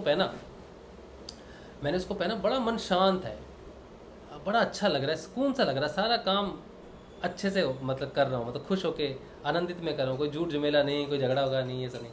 मतलब वो कह रहा है कि मुझे अच्छा लग रहा है, फीलिंग अच्छी आ रही है इसको पहन के। तो मैंने कहा चलो ठीक है, आप इसको पहनो। तो अगर लगातार वो उसको पहने तो डेफिनेटली उसको मार्ग तो मिल जाए, एटलीस्ट कोई भी मार्ग मिल जाए, तो मार्ग मिल जाए वही बड़ी बात है।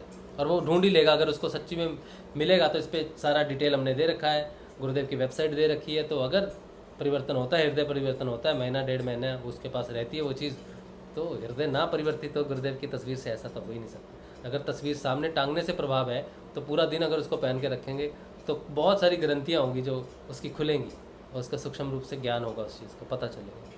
तो यही पर्पस है, बस देखते हैं क्या होता है। लेकिन अमर कला जी आपकी बात बहुत अच्छी लगी मुझे, जब आपने कहा कि उनकी बैंड बजाती। कृष्णकांत जी कह रहे हैं, गुरु भाई कुछ मार्गदर्शन चाहिए था, कुछ दिनों से ध्यान के दौरान। ये तो बात आपकी होगी, आपकी बात से तो सारी बात शुरू हुई है। अच्छा चलिए, बस यही है। समाधि कहाँ है, इसका अर्थ समझाइए। समाधि कहाँ है? ध्यान लगाइए, ध्यान गहरा हो जाएगा तो वही समाधि है। गुरुदेव ने तो यही कहा है। अब जब लगेगी तभी समझ में आएगा समाधि क्या है। और अभी इसके बारे में बात करना व्यर्थ ही है, अभी नहीं। चलिए ठीक है, ये हो गया क्वेश्चन आंसर। तो कर्म, हमने जो गुरुदेव ने कहा कि तू कर्म कर, बाकी चक्रों में मत पड़। बस जितना जो इस चीज़ का अभ्यास होता है, जिस चीज़ का ज्ञान प्राप्त होता है, अपने बारे में कर, अपनी ऊर्जा को देख, अपनी चीज़ों को देख, अपनी तरफ दृष्टिकोण रख और अपना सुधार कर। जगत का सुधार करने के लिए तू नहीं है, तू अपना सुधार करने के लिए अपने अनुभवों को शेयर करो, अपने बदलाव को शेयर करो, अपनी साधना को शेयर करो। ठीक है, उस साधना से अगर किसी को मदद मिले कि हाँ मुझे भी ऐसा होता है, तो दो साथ मिलके चलेंगे तो अच्छा रहेगा। सत्संग करो, सत्य की बात करो और ज़्यादा से ज़्यादा समय नाम जाप करो, ध्यान करो। फोन अच्छा अभी नहीं, बोल दो बिज़ी है पापा, बाद में। हाँ बोल दो बिज़ी। तो यही चीज़ है, नियमित हमारे काम है, नियमित नाम जाप ध्यान, और वही हम कर रहे हैं। यही हमारा कर्म फल इस समय है कि हम गुरुदेव की आराधना करते रहें, और जो करेंगे गुरुदेव वो जानते हैं क्या करना है क्या नहीं करना है, लेकिन हमें कर्म करते रहना है। ठीक है, तो सुबह का ध्यान 6:30 बजे करेंगे, सुबह मिलेंगे आप सबसे। जय श्री गुरुदेव, जय श्री दादा गुरुदेव, जय श्री गुरुदेव, जय श्री दादा गुरुदेव, जय श्री जय श्री दादा गुरुदेव, जय श्री जय श्री दादा गुरुदेव, जय श्री जय जय श्री जय श्री दादा गुरुदेव, जय श्री दादा, जय श्री गुरुदेव, जय श्री जय श्री गुरुदेव। जय श्री। सर 1 मिनट का और टाइम चाहिए। हाँ जी उद्देश्य, क्या कह रहे हो? अभी तो सब लोग चले गए, लॉग आउट हो गए। तो 1 सेकंड, नहीं मेरे तो वैसे ही था। जब मैं ध्यान करता हूँ ना तो मेरी बीच बीच में पिछले 1 हफ्ते से आँख बहुत ज्यादा टाइट बंद हो जाती है अपने आप, और फिर सर में दर्द सा हो जाता है। ये तो एक ही हो रहा था। ये कुंडलिनी क्रिया हो सकती है, जिसकी वजह से आप जब आँख बंद करते हो तो डेफिनेटली सिर में प्रेशर पड़ता है। बहुत सारी होती है, नॉर्मल रहती है, चलता रहता है, लेकिन बीच में क्या हुआ एकदम इतनी टाइट हो जाती है, जैसे हम टाइट बीचते हैं ना। हाँ हाँ, तो फिर सर में खिंचाव सा, जैसे आगे के आगे जो होता है वहाँ खिंचाव सा आ जाता है। हाँ तो जरूरी है खिंचाव, सिर में खिंचाव पड़ना बहुत जरूरी है।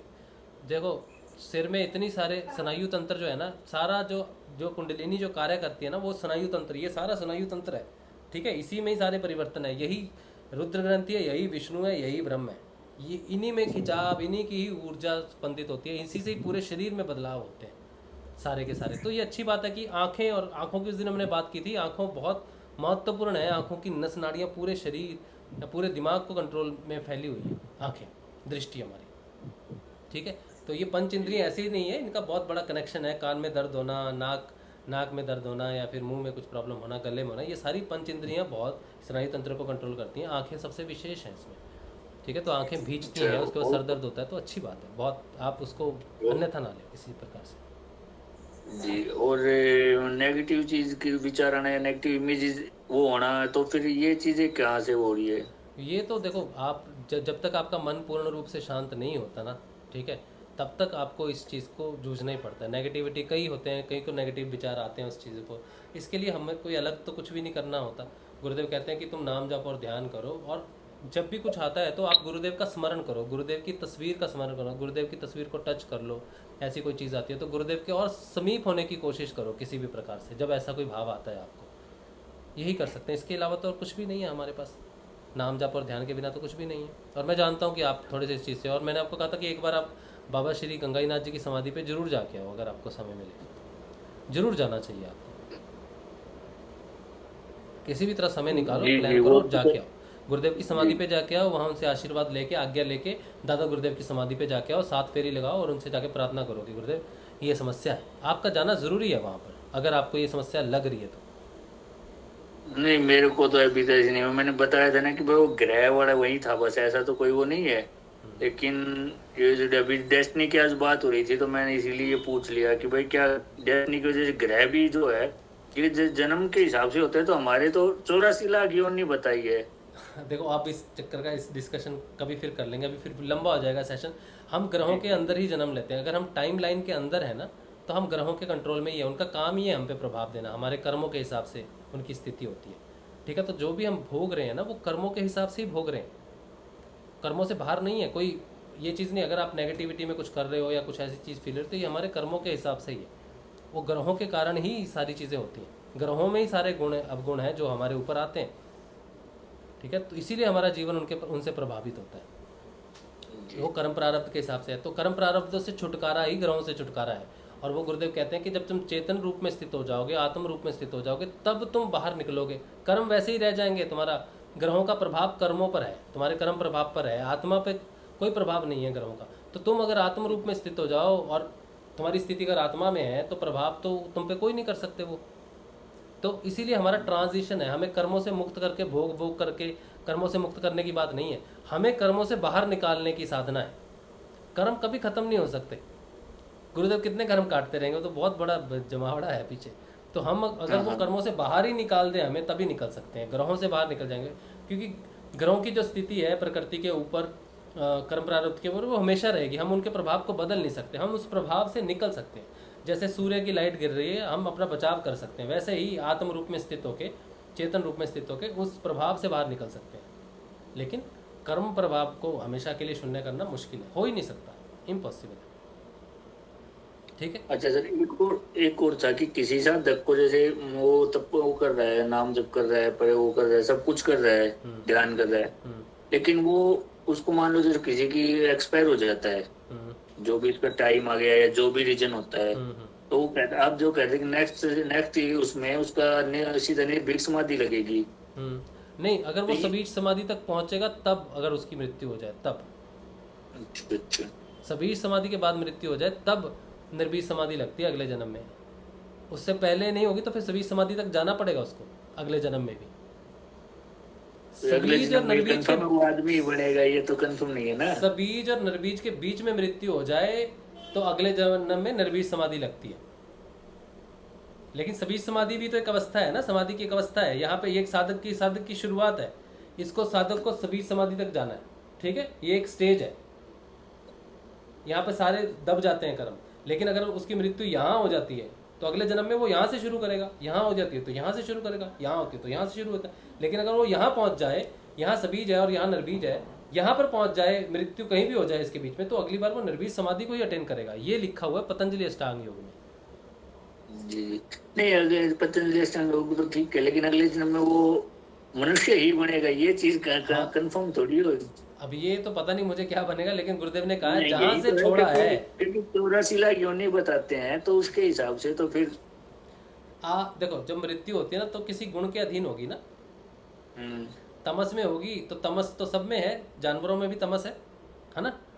रजस नहीं है उनमें, रजस नहीं है उनमें, तमस तो जानवरों में भी होता है, ठीक है। वो क्योंकि भोग ही करते हैं, वो कर्म का उनका कुछ नहीं है, भोग योनि है, ठीक है। लेकिन अगर कोई साधक है वो तमस से रजस की तरफ मुंह करके है, तो उसका जो अगला जन्म होगा वो उस योनि में होगा जो उस योनि में उसको सपोर्ट कर रहा है, उसका कर्म उस योनि में सपोर्ट कर रहा है।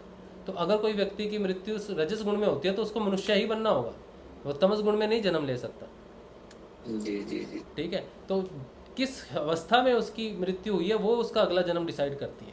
जैसे कोई ऋषि है, ठीक है, बड़ी तपस्या कर रहा है, लेकिन उसका मोह फंस गया किसी चीज़ के अंदर में, ठीक है, तो उसका मोह उस समय किस में फंसा हुआ है, उसकी वृत्ति किस में फंसी हुई है, वो उसी में जन्म लेगा उस समय। ठीक है। इस पे तो वैसे एक बात हमने की थी कि एक साध्वी थी, वो उनका नाम था, वो कश्मीर की थी, वो सूरज भाई ज़्यादा अच्छे से एक्सप्लेन करते हैं।